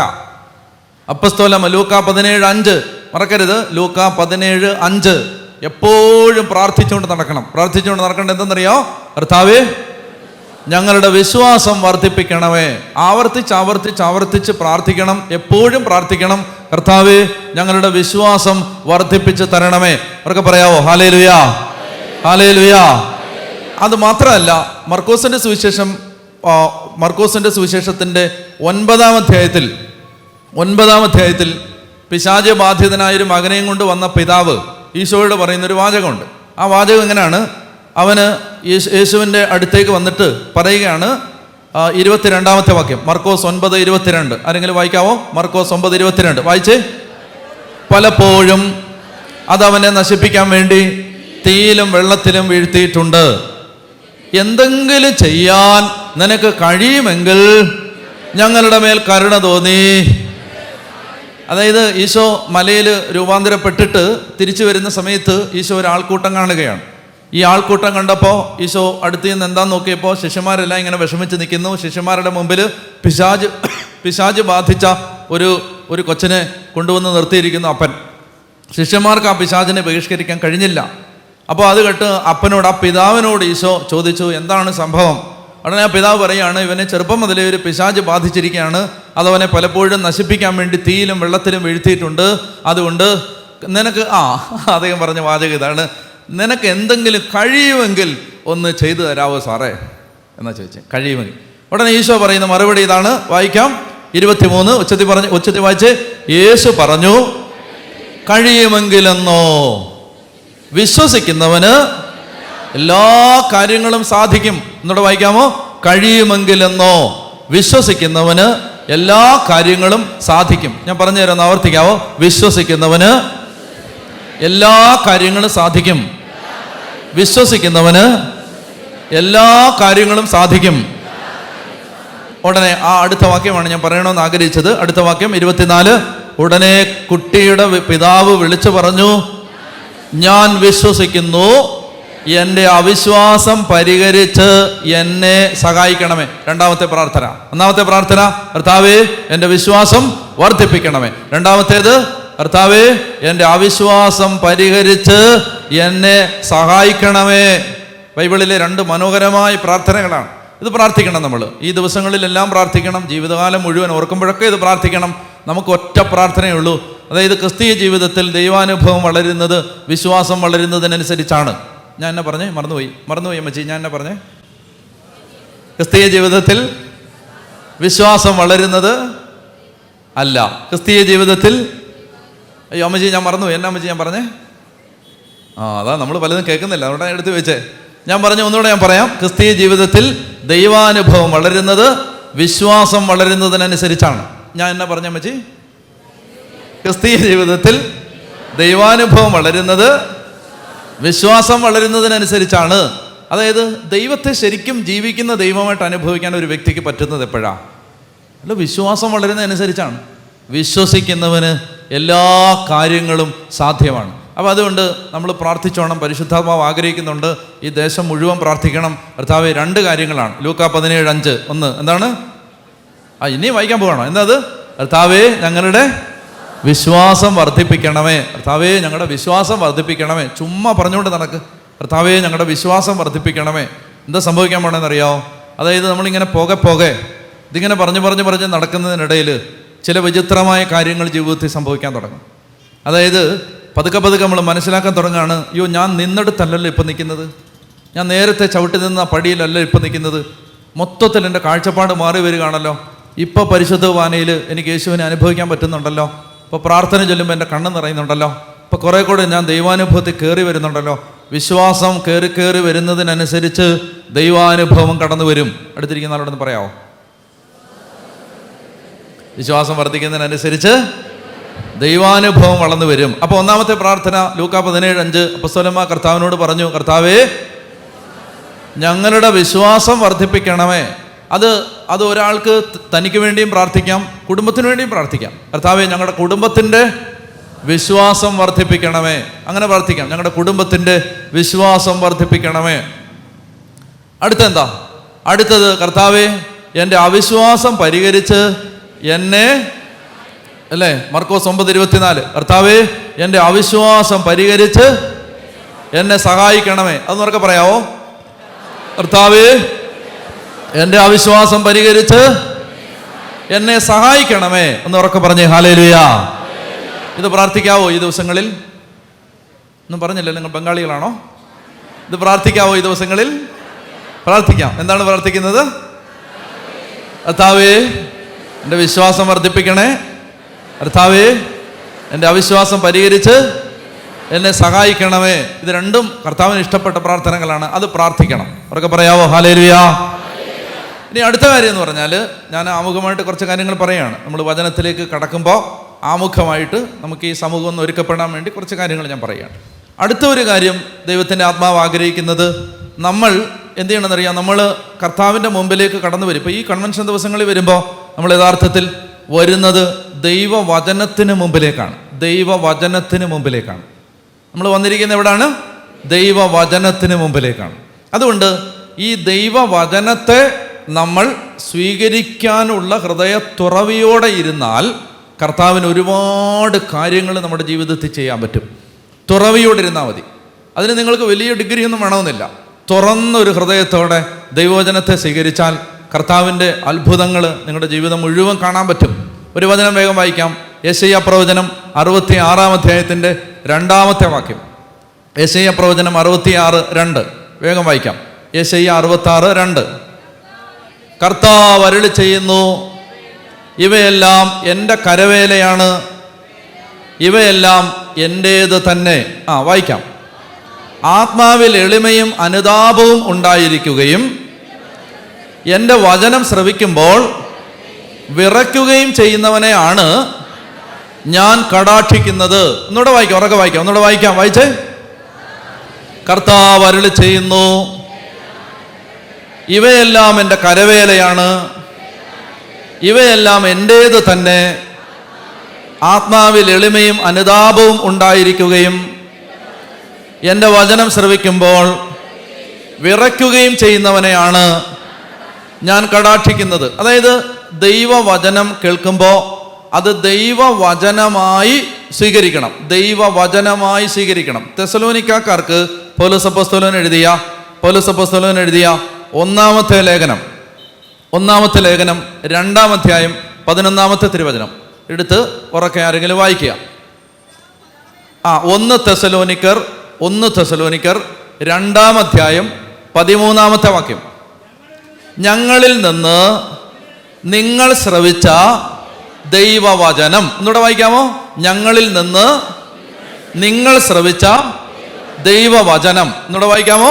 ഞങ്ങളിൽ നിന്ന് നിങ്ങൾ ശ്രവിച്ച ദൈവവചനം മനുഷ്യരുടെ വചനമായിട്ടല്ല, വിശ്വാസികളായ നിങ്ങളിൽ പ്രവർത്തിക്കുന്ന യഥാർത്ഥ ദൈവത്തിൻ്റെ വചനമായിട്ടാണ് നിങ്ങൾ സ്വീകരിച്ചത്. തെസലോനിക്ക സഭയെക്കുറിച്ച് അപ്പോസ്തലൻ പറയുകയാണ്, ഞങ്ങൾക്ക് ഒത്തിരി സന്തോഷമുണ്ട് നിങ്ങളെക്കുറിച്ച്. എന്താ സന്തോഷം? നിങ്ങൾ വചനം ഞങ്ങളിൽ നിന്ന് സ്വീകരിച്ചത്, ദൈവവചനം സ്വീകരിച്ചത് മനുഷ്യൻ പറഞ്ഞ വാക്കുകളായിട്ടല്ല. നിങ്ങളിൽ നിന്ന് ദൈവവചനം സ്വീകരിച്ചത് മനുഷ്യൻ പറഞ്ഞ വാക്കുകളായിട്ടല്ല, മറിച്ച് വിശ്വാസികളായി നിങ്ങളിൽ പ്രവർത്തിക്കുന്ന യഥാർത്ഥ ദൈവത്തിൻ്റെ വചനമായിട്ടാണ്. പറഞ്ഞേ ഹല്ലേലൂയ. ഇപ്പം നിങ്ങൾക്ക് ഡാനിയേൽ അച്ഛനെ അറിയാലോ, നിങ്ങൾക്കറിയാം. നമ്മളൊരു സഭയപ്പെട്ട ആളുകളാണ്. ഞാൻ ഈ പ്രദേശങ്ങളിലൊക്കെ ആരംഭകാലത്ത് ശുശ്രൂഷ ചെയ്തിരുന്ന ആളാണ്, ഇടവകയിലൊക്കെ. അപ്പോൾ നിങ്ങൾക്ക് എന്നെ അടുത്തറിയാം, എന്നെ അറിയാം. എല്ലാവർക്കും അറിയാത്ത ആരാ അതിനകത്തുള്ളത്? എല്ലാവർക്കും അറിയാം, കുറച്ച് വ്യക്തിപരമായിട്ട് അറിയാം. അപ്പോൾ നിങ്ങൾക്കറിയാം, നമ്മുടെ ഡാനിയേൽ അച്ഛനല്ലേ ഇവിടെ നിൽക്കുന്നത്. എനിക്കും അറിയാം, നമ്മുടെ സ്വന്തം ആളുകളല്ലേ ഇരിക്കുന്നത്. പക്ഷെ ഒരു പ്രശ്നമുണ്ട്, ഒരു പ്രശ്നം ഇതാണ്. എന്തെന്നറിയാമോ? നമ്മളിവിടെ ഈ വചനവുമായിട്ട് എഴുന്നേറ്റ് നിൽക്കുമ്പോൾ പിന്നെ നമ്മളില്ല. അതങ്ങനെയാണ്. പിന്നെ നമ്മളില്ല. ഞാനൊരു അതിശയം പറയട്ടെ. അതായത് ഞാൻ ഇപ്പോൾ യൂട്യൂബിലൊക്കെ പ്രസംഗങ്ങൾ കിടപ്പുണ്ടല്ലോ. ഞാൻ ഈ നേരത്തെയൊക്കെ പറഞ്ഞ ചില കാര്യങ്ങൾ ഞാൻ തന്നെ പറഞ്ഞെടുത്ത് കേൾക്കുമ്പോൾ എനിക്ക് അത്ഭുതം തോന്നും. ദൈവമേ, ഇത് ഞാൻ പറഞ്ഞാണോ എന്ന് എനിക്ക് അത്ഭുതം തോന്നിയിട്ടുണ്ട്. അത് നിങ്ങൾ എങ്ങനെ എടുക്കുമെന്ന് എനിക്ക് അറിഞ്ഞുകൂടാ. എങ്ങനെ എടുത്താലും കുഴപ്പമില്ല, ഞാൻ സത്യം പറയുകയാണ്. അതായത് എനിക്ക് തോന്നിയിട്ടുണ്ട്, ദൈവമേ, ഇത് ഞാൻ പറഞ്ഞാണോ? കാരണം ആ പറഞ്ഞൊന്നും എൻ്റെ തലയിലില്ലിപ്പം. എന്നോട് ചില ആളുകൾ പറയും, അച്ഛൻ പറഞ്ഞില്ലേ, അങ്ങനെ പറഞ്ഞില്ലേ, ആ ആശയം പറഞ്ഞില്ലേ, ആ ആശയം ഞങ്ങളുടെ ജീവിതത്തെ ഞങ്ങൾ പിരിയാൻ പോയ ഞങ്ങളെ. അപ്പോൾ ഞാൻ പറയും, ഏതാ ആശയം എന്ന് പറയാമോ? അവർ പറയുമ്പോൾ ഞാൻ പറയണം, ഞാൻ പറഞ്ഞാണോ? ഞാൻ പറഞ്ഞാണ്. ഇന്ന ടോക്കിൽ ഈ അച്ഛൻ പറഞ്ഞാണ്, ഞാൻ പറഞ്ഞാണോ? ഞാൻ ഒരു അതിശയോക്തി പറയല്ല. അതായത് നമ്മൾ കർത്താവിൻ്റെ വചനവുമായിട്ട് ഞാൻ ഈ സ്റ്റേജിൽ കയറുന്നവരെ നമ്മളെല്ലാം അറിയാവുന്ന ആളുകൾ. ഇവിടെ കയറി നിന്ന് കഴിയുമ്പോൾ എന്താ സംഭവിക്കാൻ പോകണമെന്നറിയാമോ? പിന്നെ നമ്മുടെ ബുദ്ധിയുടെ നിയന്ത്രണം പരിപൂർണമായിട്ട് ദൈവത്തിൻ്റെ ആത്മാവ് ഏറ്റെടുക്കും, പൂർണ്ണമായിട്ടും. അതുകൊണ്ട് ഒരിക്കലും ഞാൻ വണ്ടിയിലിരുന്നൊക്കെ ആലോചിക്കും, മുറിയിലിരുന്ന് ഒരുങ്ങും, ചിലപ്പോൾ ചിലതൊക്കെ കുറിച്ച് വെക്കും. അതൊന്നും ആയിരിക്കില്ല ഇവിടെ വരുമ്പോൾ പറയാൻ പോണത്. എല്ലാം മാറും. ബുദ്ധിയുടെ നിയന്ത്രണം പരിപൂർണമായിട്ട് പരിശുദ്ധാത്മാവ് ഏറ്റെടുത്തിട്ട് ഈ ജനത്തിന് എന്നാണോ വേണ്ടത് അതിങ്ങനെ വചനമായിട്ട് വരാൻ തുടങ്ങും. വചനം ഞാൻ കുറിച്ച് വെച്ച വചനമല്ലേ ഈ പറയുന്നത്. ഓർമ്മയിലേക്ക് ഒരു വചനം വരുന്നു, ഞാനത് പറയുന്നു. അടുത്ത വചനം വരുന്നു, അത് അങ്ങനെ പറയുന്നത്. അപ്പോൾ ഞാൻ പറയുന്നത് നിങ്ങൾ മനസ്സിലാക്കേണ്ടത്, അപ്പോൾ ഇവിടെ ഡാനിയലച്ഛനില്ല. നിങ്ങൾ ഈ 4 ദിവസങ്ങളിൽ നിങ്ങൾക്ക് അറിയാവുന്ന ഒരു അച്ഛനെ കാണരുത് ഇവിടെ. പറഞ്ഞേ ഹല്ലേലൂയാ. നിങ്ങൾക്ക് പരിചയമുള്ള ഒരച്ഛനെ നിങ്ങൾ റിലേറ്റ് ചെയ്യരുത് ഇവിടെ ഇരുന്ന്. ഇവിടെ ആരാണ്? ഇവിടെ ഒരു മനുഷ്യൻ ദൈവവചനം സംസാരിക്കുന്നു. അപ്പോൾ ആര് സംസാരിക്കുന്നു? പരിശുദ്ധാത്മാവ് സംസാരിക്കുന്നു. അങ്ങനെ കാണണം. ഇല്ലെങ്കിൽ പ്രശ്നം എന്നറിയാം, ഇതൊരു കൺവെൻഷനായിട്ട് തീരും. ദൈവത്തിൻ്റെ ആത്മാവ് സംസാരിക്കുന്നു. ഒരാൾ എന്ത് ചെയ്യുന്നു? ഇന്ന് ഞാൻ നിൽക്കുന്നു, നാളെ വേറൊരാൾ നിൽക്കുന്നു, ഇന്നലെ വേറൊരാൾ നിൽക്കുന്നു. ഇവിടെ ആര് നിൽക്കുന്നു എന്നുള്ള വിഷയമല്ല. ഒരാൾ എന്ത് ചെയ്യുന്നു? ഈ ദിവസം ഒരാളോട് പറയുന്നു, ദേ ഇങ്ങോട്ട് കയറി നിൽക്കുക, അയാൾ നിൽക്കുന്നു. അടുത്ത ദിവസം വേറൊരാളോട് പറയുന്നു, ഇങ്ങോട്ട് കയറി നിൽക്കുക, അയാൾ കയറി നിൽക്കുന്നു. അത്രയേ ഉള്ളൂ. അതിനപ്പുറത്ത് ഇതിനകത്ത് ഒന്നുമില്ല. അപ്പം എന്ത് ചെയ്യണമെന്ന് പറഞ്ഞാൽ നമ്മൾ ഇത് ദൈവം എന്നോട് സംസാരിക്കുകയാണ്. ഇങ്ങനെയായിരുന്നു പൗലോസ് അപ്പോസ്തലനും അദ്ദേഹത്തിൻ്റെ കൂട്ടാളികളും സുവിശേഷം പറയാൻ റോമാ സാമ്രാജ്യത്തിൻ്റെ വ്യത്യസ്തങ്ങളായ വിദൂരങ്ങളായ ദിശകളിലേക്ക് യാത്ര ചെയ്തപ്പോൾ ചെന്നെത്തിയ ഓരോ നഗരങ്ങളിലും ദൈവജനം വചനം സ്വീകരിച്ചത് യഥാർത്ഥ ദൈവത്തിൻ്റെ വചനമായിട്ടാണ്. എന്നിട്ട് വായിക്കാമോ? ഒന്ന് വായിക്കാമോ? വായിച്ച വചനം 1 തെസ്സലോനിക്ക 2-ാം അധ്യായം 13-ാമത്തെ വാക്യം വായിക്കാമോ? വായിച്ചേ.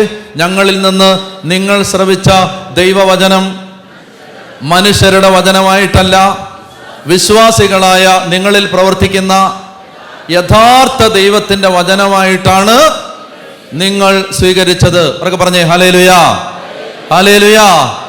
അപ്പോൾ വചനം പറയും, ഒരിടത്ത് വചനം പറയുകയാണ്, ആത്മാവിൽ എളിമയും അനുതാപം ഉണ്ടായിരിക്കുകയും എൻ്റെ വചനം കേൾക്കുമ്പോൾ വിറക്കുകയും ചെയ്യുന്നവനെയാണ് ഞാൻ കടാക്ഷിക്കുന്നത്. മറുവശത്ത് തെസ്സലോനിക്ക സഭയെക്കുറിച്ച് പരിശുദ്ധാത്മാവ് പറയാണ്, നിങ്ങളിത് യഥാർത്ഥ ദൈവത്തിൻ്റെ വചനമായിട്ടാണ് സ്വീകരിച്ചത്.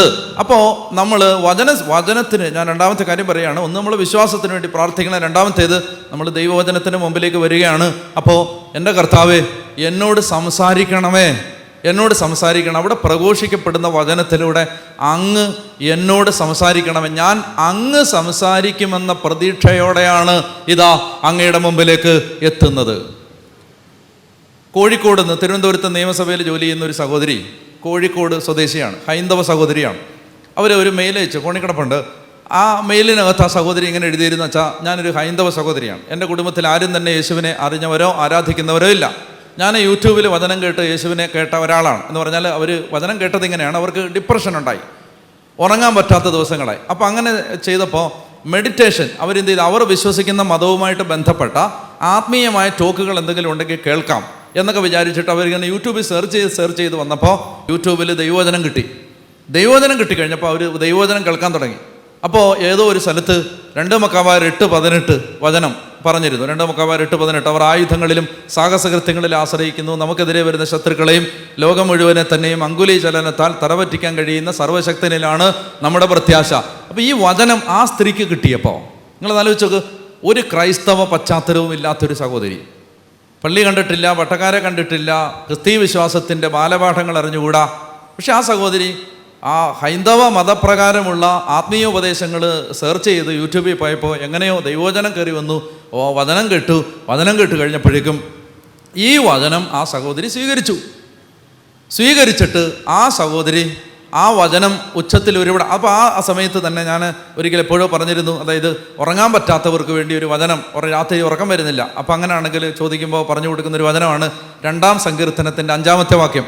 ഞാൻ ശാന്തമായി കിടന്നുറങ്ങും, ഞാൻ എഴുന്നേൽക്കും, എന്തെന്നാൽ ഞാൻ ദൈവത്തിൻ്റെ കരങ്ങളിലാണ്.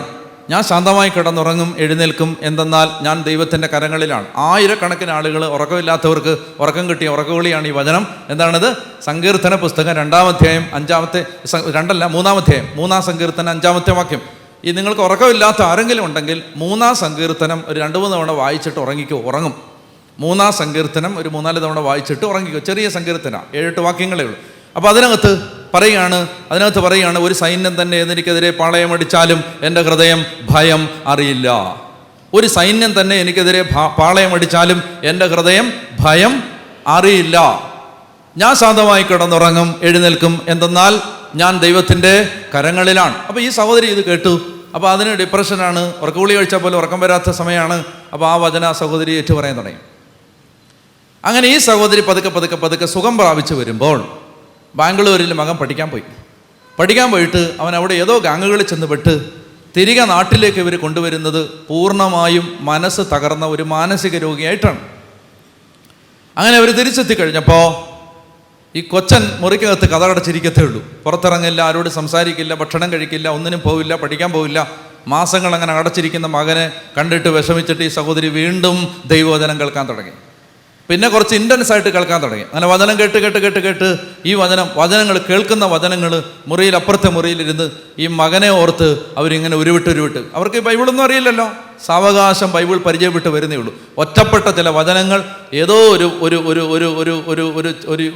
പിന്നെ വ്യക്തി, അവർക്കറിയാത്തൊരു വ്യക്തി ഇങ്ങനെ വചനം പറഞ്ഞുകൊണ്ടിരിക്കുമ്പോൾ ആ തിരുവചനം ഈ സഹോദരി സ്വീകരിച്ചിട്ട് മകനെ ഓർത്ത് അത് ആവർത്തിച്ചുകൊണ്ടേയിരുന്നു.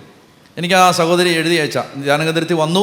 തിരുവനന്തപുരത്താണ് ജോലി ചെയ്യുന്നത്. ധ്യാനകേന്ദ്രത്തിൽ വന്നു. അതിനു മുമ്പ് മെയിലയച്ചിട്ട് ഈ സഹോദരി എഴുതിയിരിക്കുകയാണ്, അച്ഛാ ഞാൻ പറയുകയാണ്, ഇനി അച്ഛന് സമയമുണ്ടെങ്കിൽ ഞാൻ കുറച്ചുകൂടെ പിന്നെ എഴുതാം. അതായത് എൻ്റെ മകനെ അലട്ടിയിരുന്ന മാനസിക പ്രശ്നത്തിൽ നിന്ന് പരിപൂർണമായി സൗഖ്യം പ്രാപിച്ചു. നിങ്ങൾ ആലോചിച്ച് നോക്ക് എന്ത് ട്രെയിനിങ് അവർക്ക് കിട്ടിയിട്ടുള്ളത്. ആരാണ് ഇവരോട് ബൈബിൾ വാക്യം ശ്രദ്ധിക്കാൻ പറഞ്ഞത്? ഒന്നുമില്ല. നമുക്ക് കിട്ടിയ എന്ത് ആനുകൂല്യങ്ങളും എന്ത് അവസരങ്ങളാണ് ഇവരെ പോലെയുള്ളവർക്ക് കിട്ടിയത്? ഒന്നും കിട്ടിയിട്ടില്ല. എല്ലാ ആഴ്ചയിലും നമ്മുടെ ധ്യാനകേന്ദ്രത്തിൽ താമസമുള്ള ധ്യാനത്തിന് മിനിമം ഒരു 3 ഹൈന്ദവ സഹോദരങ്ങൾ വരും. മിനിമം 3. ഇപ്പോൾ ഇന്നൊരു ധ്യാനം ഉച്ചയ്ക്ക് കഴിഞ്ഞേ ഉള്ളൂ. 3 ഹൈന്ദവ സഹോദരങ്ങളുണ്ടായിരുന്നു. 3 പേര്. എവിടുന്ന് വരുന്ന ഇത്? ഈ യൂട്യൂബിൽ കേട്ടിട്ട് വരുന്ന. മനസ്സിലായില്ലേ? അതായത് ഹൈന്ദവ മാമോദിസ സ്വീകരിച്ചിട്ടില്ല, യേശുവിനെ കുറിച്ച് ഒന്നും അറിഞ്ഞുകൂടാ. പക്ഷെ അവർ ഈ പിന്നെന്തിന് ഈ താമസിച്ചുള്ള ധ്യാനത്തിന് പള്ളി ക്രൈസ്തവർ പോലും വരത്തില്ലല്ലോ എല്ലാവരും താമസിച്ചുള്ള ധ്യാനത്തിന്. പക്ഷെ ഹൈന്ദവർ വരുന്നെങ്ങനെന്താ അറിയാമോ? വരുന്നത് അവരെ സംബന്ധിച്ച് അവർക്ക് എവിടെയോ ഈ വചനം, ഇത് മനുഷ്യൻ്റെ വചനമല്ല, ഇത് യഥാർത്ഥ ദൈവത്തിൻ്റെ വചനമാണ്. അവർക്ക് പറഞ്ഞേ ഹല്ലേലൂയാ. ഞാൻ ചെങ്കൽച്ചൂള നിങ്ങൾക്കറിയാം, തിരുവനന്തപുരത്ത് ചെങ്കൽച്ചൂള കോളനിയിൽ ഒരു കൺവെൻഷൻ ഉണ്ടായിരുന്നു. അപ്പോൾ ഞാൻ അവിടെ ഇവരെല്ലാം നേരത്തെ പോയി. ഞാൻ സന്ധ്യയായപ്പോൾ പിന്നെ വണ്ടി കൊണ്ട് അവിടെ ചെന്നിട്ട്, ചെങ്കൽച്ചൂളക്കകത്ത് വണ്ടി കയറ്റാൻ പറ്റില്ല, അച്ഛന്മാർക്ക് അറിയാമല്ലോ. ഞാൻ റോഡിൽ വണ്ടി ഇട്ടിട്ട് ഇറങ്ങി നടക്കുമ്പോൾ ചെങ്കൽച്ചൂള കോളനിയിലേക്ക് കയറുന്ന ആ വഴിയുടെ ആദ്യം ഇരിക്കുന്ന കടയിൽ നിന്ന് ഒരു ഹൈന്ദവ സഹോദരി അവരുടെ മകളെയും കൊണ്ട് ഇറങ്ങി വന്നിട്ട് പറഞ്ഞു, അച്ഛാ നിങ്ങൾ അച്ഛൻ്റെ വചനം കേൾക്കുന്നവരാന്ന് പറഞ്ഞു. ആരാ ഇത്? ഹൈന്ദവരാ. ദുബായിൽ എനിക്ക് എൻ്റെ സുഹൃത്തായ ജോൺ ബോളിന് എല്ലാ മാസവും ബൈബിൾ വാങ്ങിച്ചു കൊടുക്കുന്നത് ഒരു മുസ്ലിം സഹോദരനാണ്. ബൈബിൾ വാങ്ങിച്ചു കൊടുക്കുകയാണ്, ബൈബിൾ വിതരണം ചെയ്യാൻ പറഞ്ഞിട്ട്. എന്താ? യൂട്യൂബ് വചനം കേട്ടിട്ടാ. അവർക്ക് പറഞ്ഞേ ഹല്ലേലൂയാ. അതായത് അപ്പോൾ ഞാൻ പറഞ്ഞു വരുന്നത്, കർത്താവ് പറഞ്ഞില്ലേ, നിങ്ങൾ ആർത്ത് വിളിച്ചില്ലെങ്കിൽ ഈ കല്ലുകൾ ആർത്ത് വിളിക്കും. കല്ലുകൾ ആർത്ത് വിളിക്കുന്ന കാലമായത്.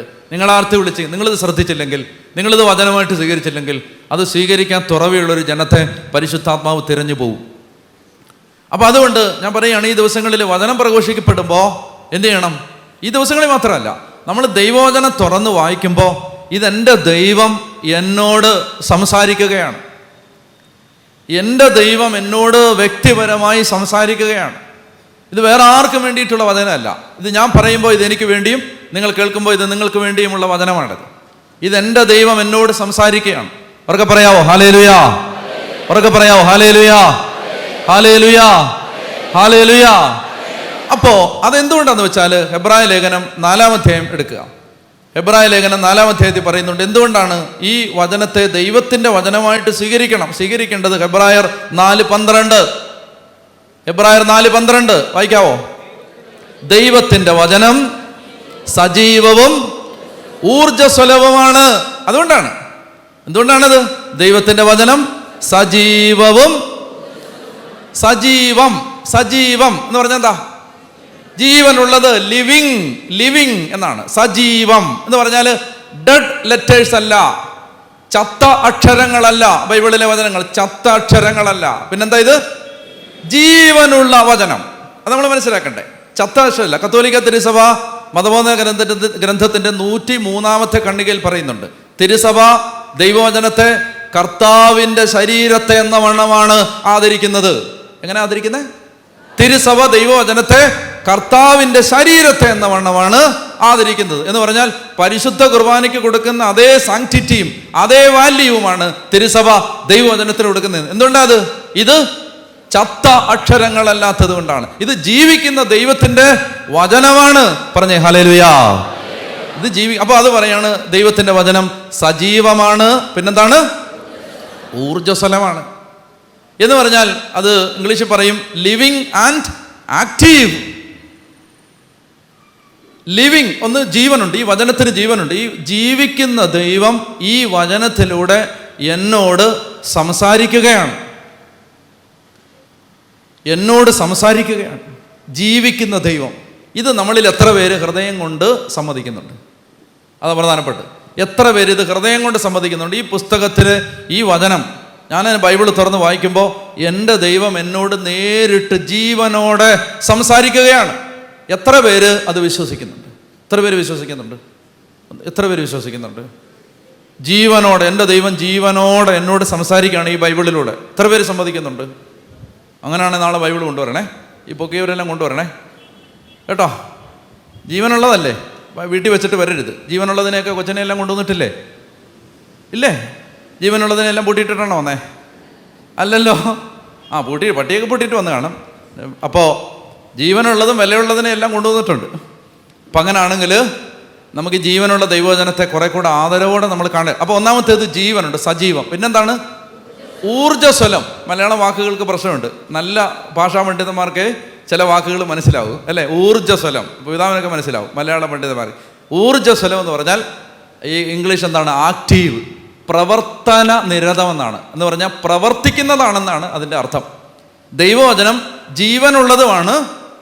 എൻ്റെ അമ്മച്ചി ജീവനുള്ളതുമാണ്, പ്രവർത്തിക്കുന്നതുമാണ്. എന്ന് പറഞ്ഞാൽ എൻ്റെ മുന്നമ്മച്ചി ഇത് കേട്ടോണ്ടിരിക്കുമ്പോൾ അമ്മച്ചിയിൽ ഇത് പ്രവർത്തിക്കും. ആമേൻ പറ. പ്രവർത്തിക്കും കേട്ടോ, പ്രവർത്തിക്കും. അമ്മച്ചി മാത്രമല്ല, ഇത് ഈ ജീവിക്കുന്ന ദൈവവചനം ആര് ഹൃദയം തുറന്നാലും അവരിൽ പ്രവർത്തിക്കും. അതുകൊണ്ടാണ് ദൈവവചനത്തോട് മനുഷ്യന് വലിയ ദാഹമുള്ളത് ഈ നാളുകളിൽ. കാരണം എന്താ? അവർക്ക് മനസ്സിലായി ഈ വചനം പ്രവർത്തിക്കുന്നതാണ്, ഇത് ശക്തിയുള്ളതാണ്, ഇത് അഭിഷേകമുള്ളതാണ്. അവർക്ക് പറഞ്ഞേ ഹല്ലേലൂയ, ഹല്ലേലൂയ, ഹല്ലേലൂയ. ഒന്ന് എഴുന്നേറ്റ് നിൽക്കാവോ? എടുത്തോ? നായ്ക്കമ്പറമ്പിലച്ഛൻ നടുവേദന, പുറം വേദന, കഴുത്ത് വേദന, കാലുവേദനയൊക്കെ മാറാൻ ചെയ്യിക്കുന്ന ഒരു എക്സസൈസ് ഉണ്ട്. നായ്ക്കമ്പറമ്പിലച്ഛൻ പറയുന്നത് ആ എക്സസൈസ് ചെയ്താൽ മാരകമായ ശരീര രോഗങ്ങളൊക്കെ വിട്ടുപോകുന്നതാണ്. 40-40 കൊല്ലമായിട്ട് ദൈവവചനം പറയുന്ന ഒരാളല്ലേ, നമുക്ക് സംശയിക്കൊന്നും വേണ്ട. നമുക്ക് ഏതായാലും അതങ്ങ് അനുസരിക്കാം. എന്താണെന്നറിയാം? യേശുവെന്ന് വിളിച്ചിട്ട് ഇങ്ങനെ ചാടണം, അതാണ്, അത്രയേ ഉള്ളൂ ആ എക്സസൈസ്. അത് എല്ലാം അതിൻ്റെ കോപ്പിറൈറ്റ് എല്ലാം നായ്ക്കമ്പറമ്പിലച്ഛനാണ്, ഞാൻ കോപ്പി അടിച്ചാണ്. എന്താണ്? യേശുവെന്ന് വിളിക്കുമ്പോൾ ചാടണം. അപ്പോൾ ചെയ്താലോ? അമ്മച്ചി ചാടണം കേട്ടോ, എല്ലാവരും ചാടണേ. അതായത് യേശുവെന്ന് വിളിക്കുമ്പോൾ ചാടണം. ഒന്ന് ചാടിക്കേ, യേശുവേ. യേശുവെന്ന് വിളിച്ചോണ്ട് ചാടണം. ചാടിക്കേ, യേശുവേ. എല്ലാവരും ചാടിക്കേ, യേശുവേ. എന്നോട് ചാടിക്കേ. സിസ്റ്റർമാരും ചാടുന്നില്ല, ചാടിക്കേ, യേശുവേ. അവരൊക്കെ പറഞ്ഞു ഹല്ലേലൂയ. അപ്പോൾ അതായത് അപ്പോൾ കർത്താവിൻ്റെ വചനം ജീവിക്കുന്നതാണ്, പ്രവർത്തിക്കുന്നതാണ്. അടുത്തിരിക്കുന്ന ആളോട് പറഞ്ഞേ, കർത്താവിൻ്റെ വചനം ജീവിക്കുന്നതാണ്, പ്രവർത്തിക്കുന്ന. അപ്പോൾ ഈ സമയത്ത് ദൈവത്തിൻ്റെ ആത്മാവ് ഈ സമയത്ത് ഒരു കാര്യം പറയാൻ എനിക്കൊരു ഓർമ്മപ്പെടുത്തൽ വരികയാണ്. ഇപ്പം ഒരു കാര്യം പറയാം. എന്തെന്നറിയാം? ഓർമ്മപ്പെടുത്താൻ പെട്ടെന്ന് എഴുതാൻ പറഞ്ഞു. പെട്ടെന്നൊരു ഓർമ്മപ്പെടുത്തൽ വേഗം വന്നു. ഇതാണ് എന്താണെന്നറിയാം? നന്മ നിറഞ്ഞ മറിയമേ, കൃപ നിറഞ്ഞ മറിയമേ എന്ന പ്രാർത്ഥന എപ്പോൾ ആര് ചൊല്ലിയാലും അവിടെ പരിശുദ്ധാത്മാവ് വർഷിക്കപ്പെടും. ഹല്ലേലൂയ. അതിപ്പോൾ അത് ദൂതാണ്. ഇപ്പം ഈ പറഞ്ഞത് ദൂതാണ്, മനസ്സിലായോ? എന്ന് പറഞ്ഞാൽ ഇപ്പം അത് പറയാൻ ആഗ്രഹിച്ചിരുന്നില്ല, വേറെ വിഷയം പറഞ്ഞുകൊണ്ടിരിക്കുക. പെട്ടെന്ന് റിമൈൻഡർ വന്നു, അലാറം അടിച്ചു, അതാ പറഞ്ഞേ. അപ്പോൾ അതായത് നന്മ നിറഞ്ഞ മറിയമേ, കൃപ നിറഞ്ഞ മറിയമേ എന്നുള്ള പ്രാർത്ഥന ആരെവിടെ ചൊല്ലിയാലും അവിടെ പരിശുദ്ധാത്മാവ് വർഷിക്കപ്പെടും. ഹല്ലേലൂയ. അപ്പോൾ അതുകൊണ്ട് എത്രത്തോളം ജപമാലകൾ ചൊല്ലാൻ പറ്റുമോ അത്രത്തോളം ജപമാല ചൊല്ലുന്നതിനനുസരിച്ച് പരിശുദ്ധാത്മാവ് വർഷിക്കപ്പെട്ടുകൊണ്ടേയിരിക്കും. പറഞ്ഞേ ഹല്ലേലൂയ, ഹല്ലേലൂയ. കണ്ണടച്ച് 2 കരങ്ങൾ ഉയർത്തി നമ്മൾ സ്തുതിച്ച് പ്രാർത്ഥിക്കാൻ പോവാണ്. ഈ സമയത്ത് ദൈവത്തിൻ്റെ ആത്മാവ് അതിശക്തമായ അഭിഷേകം അയക്കും. നന്നായിട്ടൊന്ന് സ്തുതിച്ചേ ഹല്ലേലൂയ. അതിനെ തുറന്ന് സ്തുതിച്ചേ യേശുവേ. മഹത്വം, ആരാധന. കർത്താവേ, സ്തുതിക്കുന്നു. ഒരു 10 പേര് നമ്മുടെ സ്വരം കേൾക്കട്ടെ. നന്നായിട്ട് അതിനെ തുറന്ന് നാവിനെ വിട്ടുകൊടുക്കുക. ബുദ്ധി കൊണ്ടതിനെ നിയന്ത്രിക്കാതിരിക്കുക, ബുദ്ധി കൊണ്ടതിനെ അളക്കാതിരിക്കുക, വിട്ടുകൊടുത്ത് കർത്താവിനെ ആരാധിക്കുക. വലിയൊരു ശക്തി വെളിപ്പെടട്ടെ, വലിയൊരു ആത്മാവിൻ്റെ അഭിഷേകം വെളിപ്പെടട്ടെ. പരിശുദ്ധ അമ്മയുടെ മധ്യസ്ഥതയാൽ പരിശുദ്ധാത്മാവ് വശിക്കപ്പെടട്ടെ. നാവിൻ്റെ കെട്ടുകൾ അഴിയട്ടെ, ഹൃദയഭാരങ്ങൾ മാറട്ടെ. മടുപ്പ്, മന്ദത, അലസത, ക്ഷീണം, ഉദാസീനത, താല്പര്യക്കുറവ്, എതിർചിന്തകൾ, സഭാവിരോധം, വൈദിക വിരോധം, വചനവിരോധം യേശുവിൻ്റെ നാമത്തിൽ മാറിപ്പോവട്ടെ. ഹൃദയത്തിൽ സുവിശേഷം പ്രവേശിക്കുന്നതിന് തടസ്സം നിൽക്കുന്ന ഈ ലോകത്തിന്റെ ദേവൻ ബന്ധിക്കപ്പെടട്ടെ. ഈ ദേശത്തിന്റെ അരൂപികൾ ബന്ധിക്കപ്പെടട്ടെ. കർത്താവായ യേശുവിന്റെ പരിശുദ്ധ നാമത്തിൽ വചനം സ്വീകരിക്കാൻ ഹൃദയങ്ങൾ തുറക്കപ്പെടട്ടെ. ശക്തമായിട്ട് സ്തുതിക്കുന്നു. Hallelujah, hallelujah. അതിനെ തുറന്ന് ഉച്ചത്തിൽ വിളിക്കുന്ന ഈശോയേ, ഉച്ചത്തിൽ വിളിക്കുന്ന ഈശോയേ. കർത്താവിനെ പോലെ കർത്താവ് നിന്റെ വലതുഭാഗത്തുണ്ട്.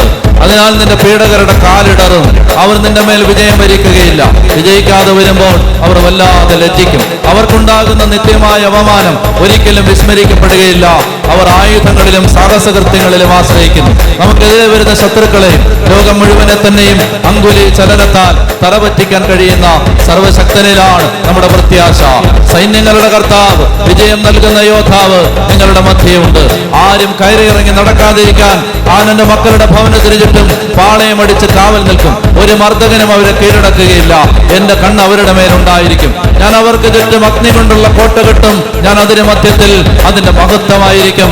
ഇതാ, നീയും സ്ത്രീയും തമ്മിലും നിന്റെ സന്തതിയും സ്ത്രീയുടെ സന്തതിയും തമ്മിലും ഞാൻ ശത്രുത ഉളവാക്കും. അവൻ നിന്റെ തലയെ തകർക്കും. കർത്താവായ യേശുവിന്റെ പരിശുദ്ധ നാമത്തിൽ ദേശത്തിനെതിരെ നിൽക്കുന്ന, ആലയങ്ങൾക്കെതിരെ നിൽക്കുന്ന, തിരുസഭയ്ക്കെതിരെ നിൽക്കുന്ന, രൂപതയ്ക്കെതിരെ നിൽക്കുന്ന സാത്താന്റെ ശക്തികളെ നസ്രാനായ യേശുവിന്റെ നാമത്തിൽ ശാസിച്ച് ബന്ധിച്ച് യേശുവിന്റെ കാഴ്ചവെട്ടിലേക്ക് അയക്കുന്നു. കർത്താവായ യേശുവേ, തിരുസഭയ്ക്ക് നൽകപ്പെട്ട അധികാരത്തിൽ മത്തായി 10:1, 2, ലൂക്ക 9:1, 2, മത്തായി 18:18 നസ്രാനായ യേശുവിന്റെ പരിശുദ്ധ നാമത്തിൽ കൺവെൻഷനെതിരെ നിൽക്കുന്ന, ദൈവവചന ശുശ്രൂഷയ്ക്കും വ്യാപനത്തിനും ദൈവരാജ്യത്തിനും എതിരെ പ്രവർത്തിക്കുന്ന എല്ലാ അരൂപികളെ, സ്വാധീനങ്ങളെ, ദുർശക്തികളെ കൊളോസ്യോസ് 2:12-13 യേശുനാമത്തിൽ ശാസിച്ച് ബന്ധിച്ച് യേശുവിന്റെ കാഴ്ചവെട്ടിലേക്ക് ബഹിഷ്കരിക്കുന്നു. കുടുംബങ്ങൾക്കെതിരെ നിൽക്കുന്ന, വ്യക്തികളിൽ വിശ്വാസം വെളിപ്പെടാൻ തടസ്സം നിൽക്കുന്ന, മനസ്സിനെ കെട്ടിയിടുന്ന, ശരീരത്തെ തളർത്തിയിടുന്ന, ആത്മാവിനെ ബലഹീനമാക്കുന്ന എല്ലാ ദുർശക്തികളെയും യേശുവിന്റെ പരിശുദ്ധ നാമത്തിൽ ശാസിച്ച് കുരിശിൻ ചുവട്ടിലേക്ക് ബന്ധിക്കുന്നു.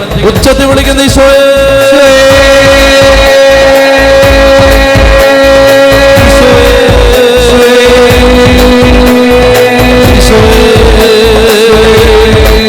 കരങ്ങൾ ഉയർത്തി കൈയടിച്ച്, നന്നായിട്ട് കരങ്ങളടിച്ച്. ഹല്ലേലൂയ. ഇരിക്കാവോ?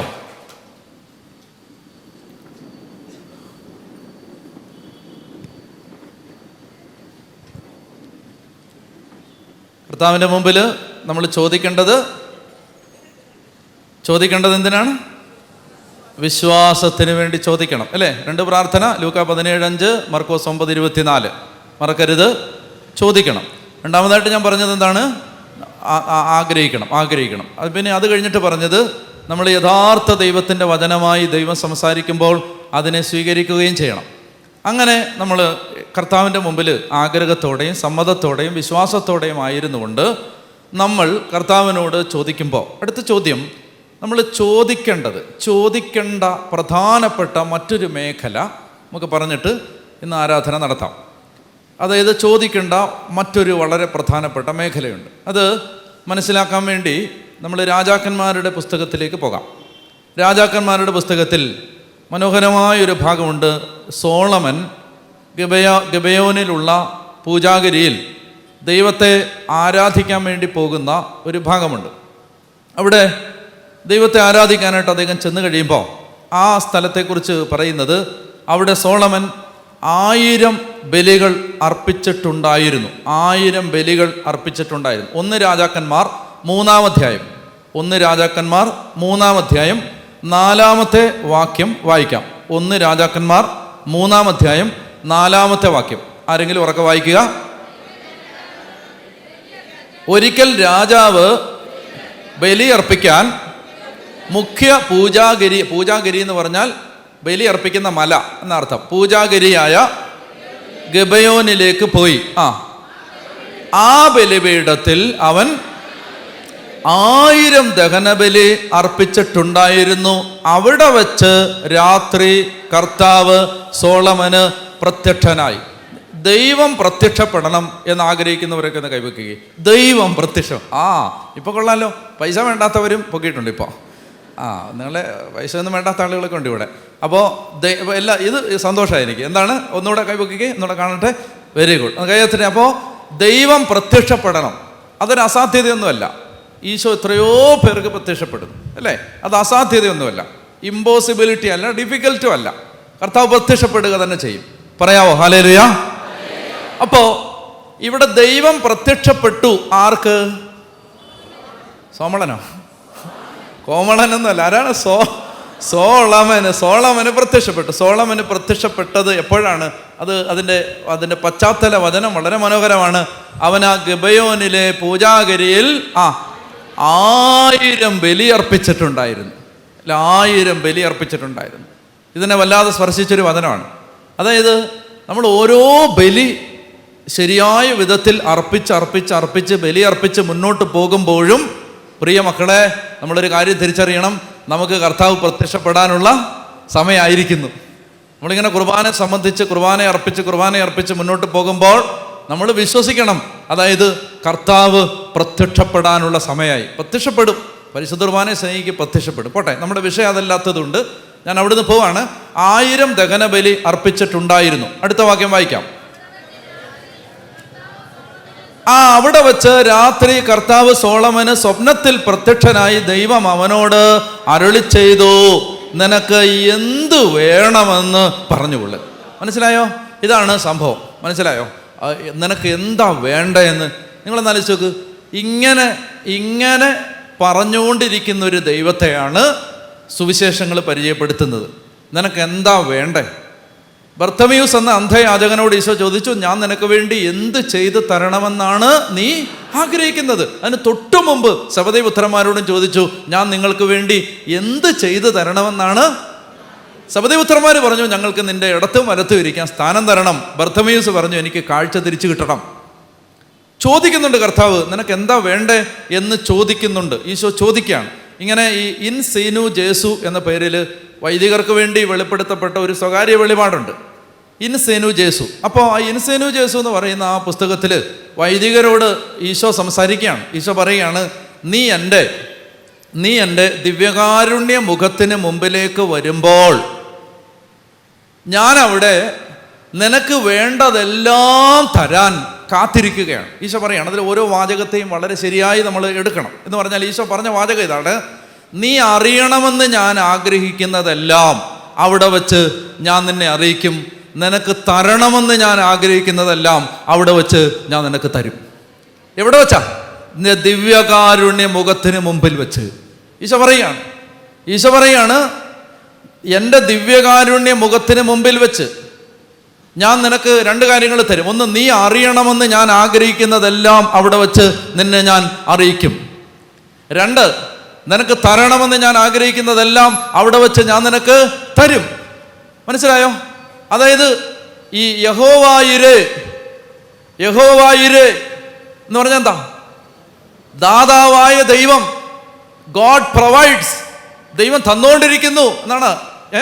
യാഹ്വേയിരേ കേട്ടിട്ടില്ലേ വാക്ക്? യഹോവായിരേ, ഗോഡ് പ്രൊവൈഡ്സ്. ദൈവം തന്നുകൊണ്ടിരിക്കുകയാണ്.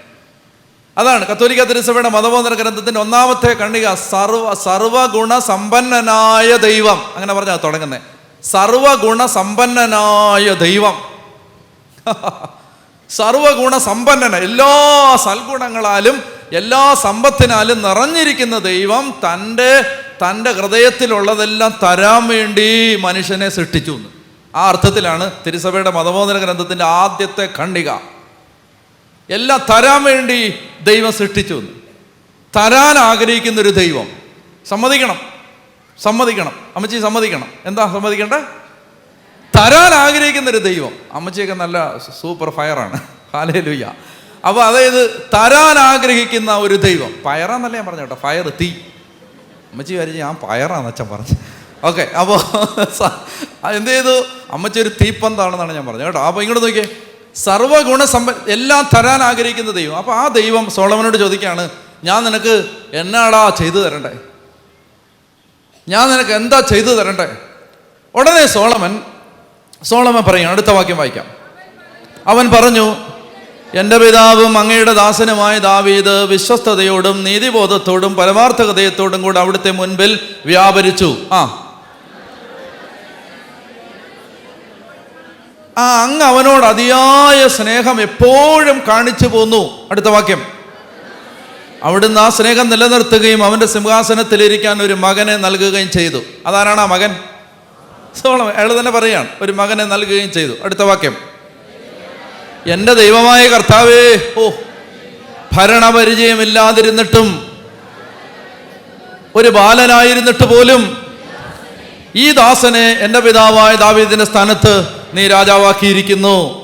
അടുത്തത് ഉച്ചത്തിൽ വായിക്കുക. അങ്ങ് തെരഞ്ഞെടുത്തതും സംഖ്യാതീതവുമായ ഒരു മഹാജനത്തിൻ്റെ നടുവിലാണ് ഞാൻ. സോളമന് മനസ്സിലായി, കടല് പോലെ കിടക്കുകയാണ്. കടല് പോലെ കിടക്കുന്ന ഈ ജനം 1000 വർഷം എടുത്തു ഇസ്രായേലിന്, അതായത് കാനാൻ ദേശത്ത് പ്രവേശിച്ചിട്ട് പിന്നെ 1000 കൊല്ലം എടുത്തു ഇവർക്ക് ഈ ദേശം അവരുടെ സ്വന്തമായിട്ട് മാറാൻ. 1000 കൊല്ലം എടുത്തു. ദാവീദിന്റെ കാലത്താണ് ദേശം മുഴുവൻ പിടിച്ചെടുക്കുന്നത്. ദാവീദിന്റെ കാലത്ത്. അങ്ങനെ ആ ദാവീദിന്റെ കാലത്ത് ദേശം മുഴുവൻ പിടിച്ചെടുത്ത് എണ്ണമറ്റ ജനതതി 20 ലക്ഷം പേരാണ് ഈജിപ്തിൽ നിന്ന് പുറത്ത് വന്ന് കാനാൻ ദേശത്തേക്ക് പോകാനുള്ള യാത്ര, മരുഭൂമി യാത്ര ചെയ്ത് 20 ലക്ഷം പേരാണെന്ന് പറയുന്നു. 20 ലക്ഷം. അങ്ങനെ പുറത്തു വന്ന ഈ മഹാജനതതി പെരുകി വളർന്ന് സംഖ്യാതീതമായ ഒരു ജനം, കടൽ തീരത്തെ മണൽത്തിരി പോലൊരു മഹാജനം, അതിനെ ഭരിക്കാൻ ഒരു ബാലൻ. വായിക്കാം. അങ്ങ് തെരഞ്ഞെടുത്തതും സംഖ്യാതീതവുമായ ഒരു മഹാജനത്തിന് നടുവിലാണ് ഈ ദാസൻ. അടുത്ത വാക്യം. ഈ മഹാജനത്തെ ഭരിക്കാൻ ആർക്ക് കഴിയും? ആകയാൽ നന്മയും തിന്മയും വിവേചിച്ചറിഞ്ഞ് അങ്ങയുടെ ജനത്തെ ഭരിക്കാൻ പോരുന്ന വിവേകം ഈതാ. നിങ്ങൾ ആലോചിച്ച് നോക്ക്. ദൈവം പ്രത്യക്ഷപ്പെട്ട് നേരെ വന്ന് നിന്നപ്പോൾ സോളമൻ ചോദിച്ചത്, എനിക്ക് ഈ ജനത്തെ ഭരിക്കാനുള്ള വിവേകം തരാമോ, ജ്ഞാനം തരാമോ? നമ്മളായിരുന്നല്ലോ. ദൈവം പ്രത്യക്ഷപ്പെട്ടു. വത്സനല്ല വിൽസൻ, കർത്താവേ വിൽസൻ. വിൽസ, നിനക്ക് എന്താ വേണ്ടത്? എനിക്കിഷ്ടം പോലെ പൈസ. അപ്പോ സോളമൻ വാസ് ഡിഫറൻറ്റ്. അയാൾ ചോദിച്ചെന്താണ്? ഞാൻ ഈ ഭാഗം എടുത്തെന്തിനെന്നറിയാമോ? ഇതിൻ്റെ താഴെ ഒരു വചനം പറയുന്നുണ്ട്. അതായത് ഇത് വായിക്കാം നമുക്ക്. സോളമൻ ചോദിച്ചു, കർത്താവേ, ഈ മഹാജനത്തെ ഭരിക്കാൻ ആർക്ക് കഴിയും? നന്മയും തിന്മയും വിവേചിച്ചറിഞ്ഞ് ഈ ജനത്തെ ഭരിക്കാൻ പോരുന്ന വിവേകം ഈ ദാസന് നൽകിയാലും. അടുത്ത വാക്യം. സോളമന്റെ ഈ അപേക്ഷ കർത്താവിന് ഒരുപാട് ഇഷ്ടപ്പെട്ടു.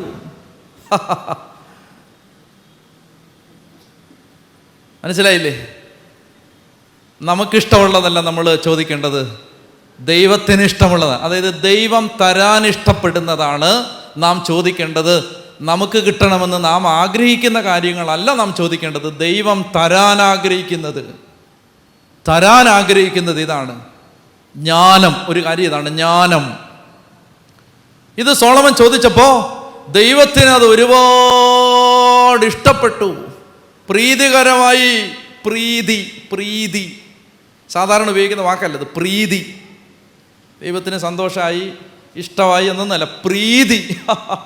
Intense packed റിച്ചായ വേർഡാണത്. പ്രീതിയായി കർത്താവിനത് പ്രസാദകരമായി. അവിടുന്ന് അവനോട് അരുളി ചെയ്തു. വായിക്കാം.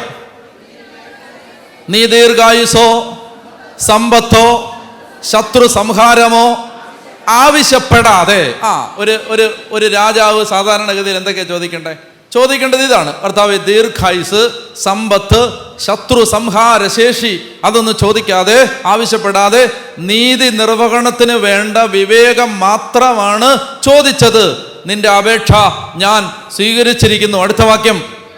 ജ്ഞാനവും വിവേകവും ഞാൻ നിനക്ക് തരുന്നു. അടുത്ത വാക്യം. ഇക്കാര്യത്തിൽ നിനക്ക് തുല്യനായി ആരും ഉണ്ടായിട്ടുമില്ല, ഉണ്ടാകത്തുമില്ല. ഇനി അടുത്തതാണ് പ്രധാനപ്പെട്ടത്. മാത്രമല്ല കഴിഞ്ഞാണ് ലോട്ടറി. മാത്രമല്ല നീ എന്നെ ചോദിച്ചേ, പൊന്നു മോനെ, എന്തെല്ലാം ചോദിക്കാമായിരുന്നു. ദീർഘായുസ്, സമ്പത്ത്, ശത്രു സംഹാരം ചോദിക്കാമായിരുന്നു. പക്ഷെ മക്കളെ, നീ ചോദിച്ചതെന്താ? നീ വിവേകമാണ്. ദൈവമേ, എന്നെ നീ ബുദ്ധിയും ജ്ഞാനവും തന്ന് നിന്നെ അറിയാനും നിന്റെ ജനത്തെ ഭരിക്കാനും എന്നെ സഹായിക്കണമേ എന്ന് സോളമൻ ചോദിച്ചപ്പോൾ കർത്താവ് പറയാണ്, മാത്രമല്ല, വായിക്കാം, നീ ചോദിക്കാത്തത് കൂടി ഞാൻ നിനക്ക് തരുന്നു. ഇതാണ് ആത്മീയ ദാനങ്ങൾ ചോദിച്ചാലുള്ള ഗുണം. ഭൗതിക ദാനങ്ങൾ ചോദിച്ചാൽ എന്താണ്? ചിലപ്പോൾ കിട്ടുമായിരിക്കും, ചിലപ്പോൾ കിട്ടത്തില്ലായിരിക്കും. അതിനകത്തൊരു ഉറപ്പുമില്ല, കിട്ടുമോന്നൊരു ഉറപ്പുമില്ല. എന്നാൽ ആത്മീയ ദാനങ്ങൾ ചോദിച്ചാലോ, ആത്മീയ ദാനങ്ങൾ കിട്ടുകയും ചെയ്യും. കൂടെ ആ കൂട്ടത്തിൽ സോപ്പ് വാങ്ങിക്കുമ്പോൾ ചീപ്പ് ഫ്രീ എന്ന് പറഞ്ഞ പോലെ ആ സാധനങ്ങൾ വേറെ വരികയാണ്. മാത്രമല്ല എനിക്ക് പറയാനുള്ളത്, നമ്മൾ ഈ വചന ശുശ്രൂഷയ്ക്ക് വരുമ്പോൾ ആവശ്യമില്ലാത്തത് ചോദിച്ച് സമയവും ആയുസ്സും കളയരുത്. ആവശ്യമില്ലാത്തത് ചോദിച്ച് സമയവും ആയുസ്സും കളയരുത്. ചോദിക്കേണ്ട ഒരൊറ്റ കാര്യമോ 2-3 കാര്യങ്ങളോ ചോദിച്ചാൽ ബാക്കി എല്ലാം കൂട്ടിച്ചേർക്കപ്പെടും. ബാക്കി എല്ലാം ദൈവം തരും. ഇതാ പറയുന്നത്. ഇതാണ് ബൈബിൾ പഠിപ്പിക്കുന്ന മഹാസത്യങ്ങളിലൊന്ന്. ആവശ്യമില്ലാത്തത് ചോദിച്ച് അതിന്റെ പുറകെ നടക്കരുത്. അവർക്ക് പറഞ്ഞേ ഹല്ലേലൂയ, ഹല്ലേലൂയ. ഒരു വചനമുണ്ട്, അതായത് ഒരു വചനമുണ്ട്. ആ വചനം ഞാൻ പറയാം, ഇതിലേക്ക് വരാം. ഒരു സെക്കൻഡ്. ബൈബിളിലാകെ ഏതാണ്ട് 8500-ലധികം വാഗ്ദാനങ്ങളുണ്ട്. എത്ര വാഗ്ദാനങ്ങളുണ്ട്? 8500. വാഗ്ദാനം എന്ന് പറഞ്ഞാൽ എന്താ? വാഗ്ദാനത്തിന്റെ ഉദാഹരണം സങ്കീർത്തനം 34:10. സിംഹക്കുട്ടികൾ ഇര കിട്ടാതെ വിശന്ന് വലഞ്ഞേക്കാം, കർത്താവിനെ അന്വേഷിക്കുന്നവന് ഒന്നിൻ്റെയും കുറവുണ്ടാവുകയില്ല. സങ്കീർത്തനം 37:4. നീ കർത്താവിൽ ആനന്ദിക്കുക, അവിടുന്ന് നിന്റെ ആഗ്രഹങ്ങൾ സാധിച്ചു തരും. വേറൊരു വാഗ്ദാനമാണ്, കർത്താവിന് നിന്നെക്കുറിച്ച് വിചാരമുണ്ട്, അവിടുന്ന് നിന്നെ അനുഗ്രഹിക്കും. മറ്റൊരു വാഗ്ദാനം എന്താണ്? മറ്റൊരു വാഗ്ദാനം പറ. വീരയോദ്ധാവിനെ പോലെ കർത്താവ് നിന്റെ വലതുഭാഗത്തുണ്ട്, ദൈവം നിന്റെ പക്ഷത്തുണ്ട്, അതുകൊണ്ട് ആര് നിനക്കെതിരെ നിൽക്കും? ഇതെല്ലാം വാഗ്ദാനങ്ങൾ. ഇങ്ങനെ ബൈബിളിൽ എത്ര വാഗ്ദാനമുണ്ട്? 8500 വാഗ്ദാനങ്ങളുണ്ട്. എൻ്റെ ചോദ്യം, ഈ വാഗ്ദാനങ്ങളെല്ലാം ബൈബിളിൽ നിന്ന് കണ്ടുപിടിച്ച് എഴുതിയെടുത്ത് വായിച്ച് ചോദിച്ച് പ്രാർത്ഥിച്ച് തീർക്കാൻ മാത്രം ഒരു ജീവിതം നമുക്ക് അത്ര ഇല്ല. ആയുസ് പ്രാക്ടിക്കലല്ല. എന്നാൽ ഈ വാഗ്ദാനമൊക്കെ വേണ്ടേ? നമുക്ക് വേണ്ടതെല്ലാമാണ് ബൈബിൾ തരാമെന്ന് പറഞ്ഞിരിക്കുന്നത്. തരാമെന്ന് പറഞ്ഞൊരു ദൈവം, തരാമെന്ന് പറഞ്ഞിരിക്കുന്ന വാക്കുകളാണ് വാഗ്ദാനങ്ങൾ. അപ്പോൾ അതിന് കുറുക്ക് വഴി പുതിയ നിയമം പറയുന്നുണ്ട്. പുതിയ നിയമം ഈ വാഗ്ദാനത്തിൻ്റെ എല്ലാം പുറകെ നടന്ന സമയം കളയാതെ ഒരു കുറുക്ക് വഴി പുതിയ നിയമം പറയുന്നുണ്ട്. കൊരിന്തോസുകാർക്ക് പൗലോസ് അപ്പോസ്തലൻ എഴുതിയ 2-ാമത്തെ ലേഖനം 1-ാം അധ്യായം 20-ാമത്തെ വാക്യം. 2 കൊരിന്തോസ് 1-ാം അധ്യായം 20-ാമത്തെ വാക്യം. 2 കൊരിന്തോസ് 1:20 വായിക്കാമോ? ദൈവത്തിൻ്റെ എല്ലാ വാഗ്ദാനങ്ങളും. ഒന്നുകൂടെ വായിക്കാമോ? ദൈവത്തിൻ്റെ എല്ലാ വാഗ്ദാനം എന്ന് പറഞ്ഞാൽ എത്ര വാഗ്ദാനം? 8500-ലധികം ദൈവത്തിൻ്റെ വാഗ്ദാനങ്ങൾ. ദൈവത്തിൻ്റെ എല്ലാ വാഗ്ദാനങ്ങളും വായിക്കാം, ക്രിസ്തുവിൽ അതെ എന്നാണ്. നിർത്ത്. ദൈവത്തിൻ്റെ എല്ലാ വാഗ്ദാനങ്ങളും ക്രിസ്തുവിൽ എന്ന് പറഞ്ഞാൽ എന്താ അർത്ഥം? ഈ എല്ലാ വാഗ്ദാനങ്ങളും കൂടെ ഒരു മനുഷ്യനായിട്ട് ഇതാ ഇവിടെ നിൽക്കുകയാണ്. 8500 വാഗ്ദാനങ്ങൾ ക്രിസ്തുവിൽ യെസ് എന്നാണ്. യെസ് എന്ന് പറഞ്ഞാൽ ക്രിസ്തുവിൽ അതെല്ലാം ഉണ്ടെന്ന്. എല്ലാ വാഗ്ദാനങ്ങളും ക്രിസ്തുവിൽ യെസ് എന്നാണ്. യെസ്, നോ എന്നൊരു വാഗ്ദാനം. ആ പറഞ്ഞ വാഗ്ദാനമൊക്കെ ക്രിസ്തുവിൽ വന്നിട്ട് നമ്മൾ ചോദിക്കുമ്പോൾ ഇല്ലെന്ന് ദൈവം പറയത്തില്ലെന്ന്. അപ്പം ഈ സകല വാഗ്ദാനങ്ങളും പ്രാപിക്കാൻ എന്താ വഴി? ഒറ്റ ആളെ പിടിച്ചാൽ മതി, ക്രിസ്തുവിനെ പിടിച്ചാൽ മതി. ക്രിസ്തുവിനെ അറിയാൻ ശ്രമിച്ചാൽ, കേട്ടോ, ക്രിസ്തുവിനെ അറിയാൻ ശ്രമിച്ചാൽ, ക്രിസ്തുവിനെ സ്നേഹിക്കാൻ ശ്രമിച്ചാൽ, ക്രിസ്തുവിൽ ആഴപ്പെടാൻ ശ്രമിച്ചാൽ, കേട്ടോ, ക്രിസ്തുവിനെ അറിയാൻ ശ്രമിച്ചാൽ, ക്രിസ്തുവിനെ സ്നേഹിക്കാൻ ശ്രമിച്ചാൽ, ക്രിസ്തുവിൽ ആഴപ്പെടാൻ ശ്രമിച്ചാൽ, ശ്രദ്ധിക്കുക, ഒരു ഭൗതിക കാര്യത്തിന് വേണ്ടിയും പ്രാർത്ഥിക്കേണ്ട ഒരു ആവശ്യം നിന്റെ ജീവിതത്തിൽ ഉണ്ടാവില്ല എന്ന് ഞാൻ പറയുന്നത് വിശ്വസിച്ചു.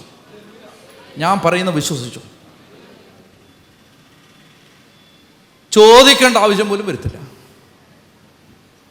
കിട്ടിയിരിക്കും, തന്നിരിക്കും. ചോദിക്കേണ്ട പോലും ഇല്ലെന്ന്. ഇപ്പം നിങ്ങൾ പറയും ചോദിക്കുവിൻ നിങ്ങൾക്ക് കിട്ടുമെന്ന് പറഞ്ഞതോ? അത് ഇത് ചോദിക്കാനല്ല പറഞ്ഞത്, പരിശുദ്ധാത്മാവിനെ ചോദിക്കും. താഴോട്ട് വായിച്ചാൽ മതി. പരിശുദ്ധാത്മാവിനെ ചോദിക്കാൻ ആ ഭാഗം പറയുന്നത്. ഇതൊന്നും ഞങ്ങൾക്ക് വേണ്ട അപ്പം. അപ്പോൾ പറയും, നിങ്ങൾ പറയും ഞങ്ങൾക്ക് അന്നു വേണ്ട ആഹാരം തരണേം ചോദിക്കും. ആ അപ്പവും ഇതല്ല, ഈ അപ്പമൊന്നും അല്ലത്. മനസ്സിലായോ? ഈ അപ്പം അല്ലത്.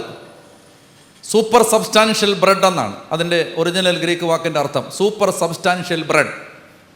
ഈ നാട്ടിലെ അപ്പം എന്നല്ലത്. സ്വർഗീയ അപ്പം, സ്വർഗീയ അപ്പം എന്നാണത്. സ്വർഗീയ അപ്പം.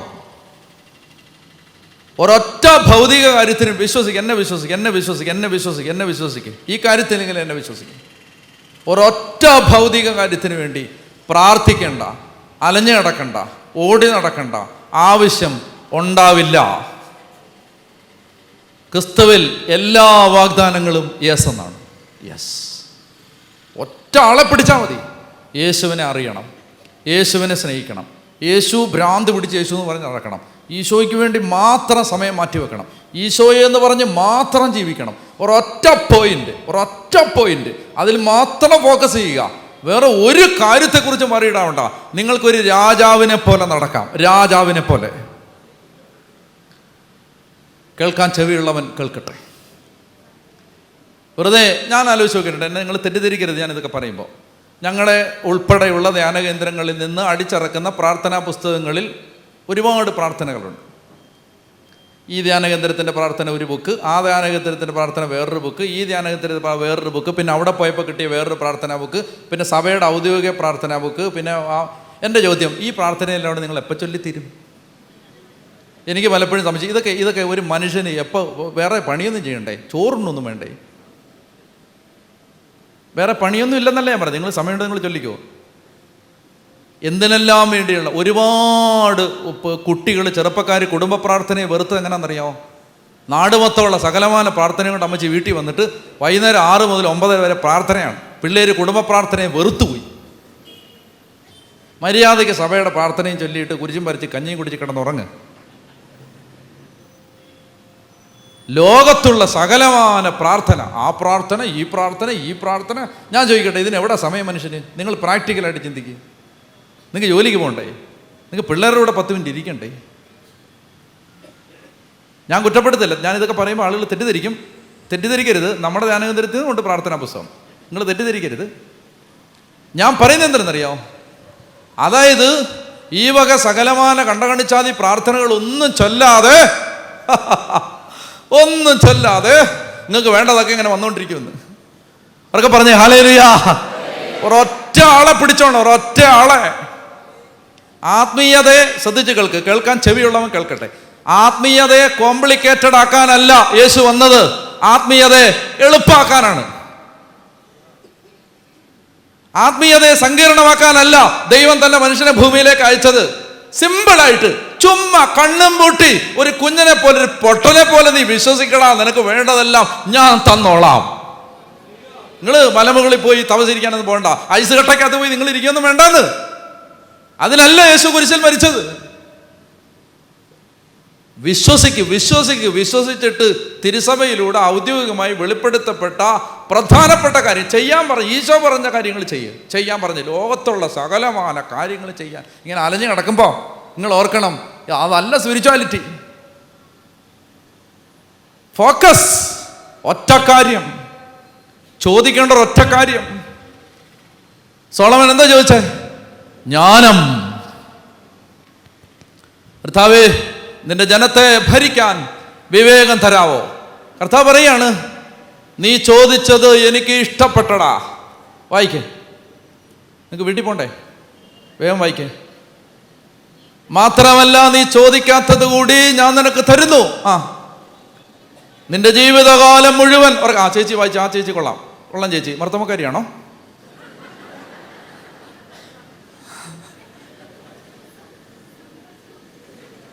ഞാൻ അഞ്ചൽ കൺവെൻഷന് ഇതുപോലൊരു ചേച്ചി, നല്ല വായനയായിരുന്നു അഞ്ചൽ കൺവെൻഷന്. ഈ കൊല്ലമല്ല, കഴിഞ്ഞ കൊല്ലം നല്ല വായന. അപ്പോൾ ഞാൻ നോട്ട് ചെയ്ത് വെച്ചു. ചോദിച്ചപ്പോഴാണ് അറിഞ്ഞ് മർത്തമ്മക്കാരിയായിരുന്നു. ഇങ്ങോട്ട് കെട്ടിച്ചോണ്ട് വന്നാ. പറഞ്ഞേ ഹല്ലേലൂയ. മലങ്കരക്കാർക്ക് കാര്യം പിടികിട്ടിയെന്ന് വിചാരിക്കുന്നു. ഉറക്കെ വായിച്ചേ. ആ ചേച്ചി വായിച്ചേ, മർത്തമ്മക്കാരി വായിച്ചേ. മാത്രമല്ല നീ ചോദിക്കാത്തത് കൂടി ഞാൻ നിനക്ക് തരുന്നു. നിന്റെ ജീവിതകാലം മുഴുവൻ സമ്പത്തും മഹത്വവും മറ്റൊരു രാജാവിനും ഇല്ലാത്ത വിധം നിനക്കുണ്ടായിരിക്കും. എന്ന് കൈയടിച്ച് കർത്താവിന് നന്ദി പറഞ്ഞേ. ഹല്ലേലൂയ. കണ്ടോ, ചോദിക്കേണ്ടത് ചോദിച്ചപ്പോ ചോദിക്കാത്തതെല്ലാം ഇങ്ങ് പോരുന്നു. എന്നാൽ ചോദിക്കേണ്ടാത്തത്, ചോദിക്കരുതാത്തത് ചോദിച്ചോണ്ട് നടക്കുമ്പോ അതൊട്ട് കിട്ടുന്നുമില്ല, പോയി പോയി മടുക്കുകയും ചെയ്തു. അമ്മച്ചേ, മടുത്തമ്മച്ചി, ഓടി ഓടി മടുത്തു. ഇനിയിപ്പോ നമ്മുടെ മൗണ്ട് കാർമലിൽ കൂടെ ഉള്ളു വരാൻ, ബാക്കി എല്ലായിടത്തുമായി. മടുത്തു. അമ്മച്ചി വരണ്ട കേട്ടോ, അമ്മച്ചി ഇവിടെ ഇരുന്നാൽ മതി. അപ്പൊ അതായത് ചോദിക്കേണ്ടത് ചോദിച്ചപ്പോ എല്ലാം കൂടെ പോരുന്നു, എല്ലാം സമ്പത്തും മഹത്വവും. അതുകൊണ്ട് പ്രിയ സഹോദരി സഹോദരന്മാരെ, നമുക്ക് ചോദിക്കാം. ഇന്ന് മടങ്ങി പോകുമ്പോൾ തണ്ണിത്തോട്ടിലേക്കൊക്കെ പോകാൻ കുറച്ച് സമയമില്ലേ? പോകുന്ന വഴിക്ക് വണ്ടി ഇരുന്ന് ചോദിക്കണം. എന്താ ചോദിക്കേണ്ടത്? കർത്താവേ, അത് മാത്രമേ ഉള്ളോ? നിങ്ങൾ ഈ ലാസ്റ്റിൽ 2 മിനിറ്റ് മാത്രമേ കേട്ടുള്ളോ? കർത്താവേ, എൻ്റെ വിശ്വാസം വർദ്ധിപ്പിക്കണേ, എൻ്റെ അവിശ്വാസം പരിഹരിച്ച് എന്നെ സഹായിക്കണേ, ദൈവവചനത്തെ മനുഷ്യരുടെ വചനമായിട്ടല്ല ദൈവത്തിൻ്റെ വചനമായിട്ട് കാണാനുള്ള കൃപ തരണേ. കർത്താവേ, എനിക്ക് ജ്ഞാനം തരണമേ. കർത്താവ് അനുവദിച്ചാൽ നമുക്ക് കൂടുതൽ പിന്നീട് പറയാം.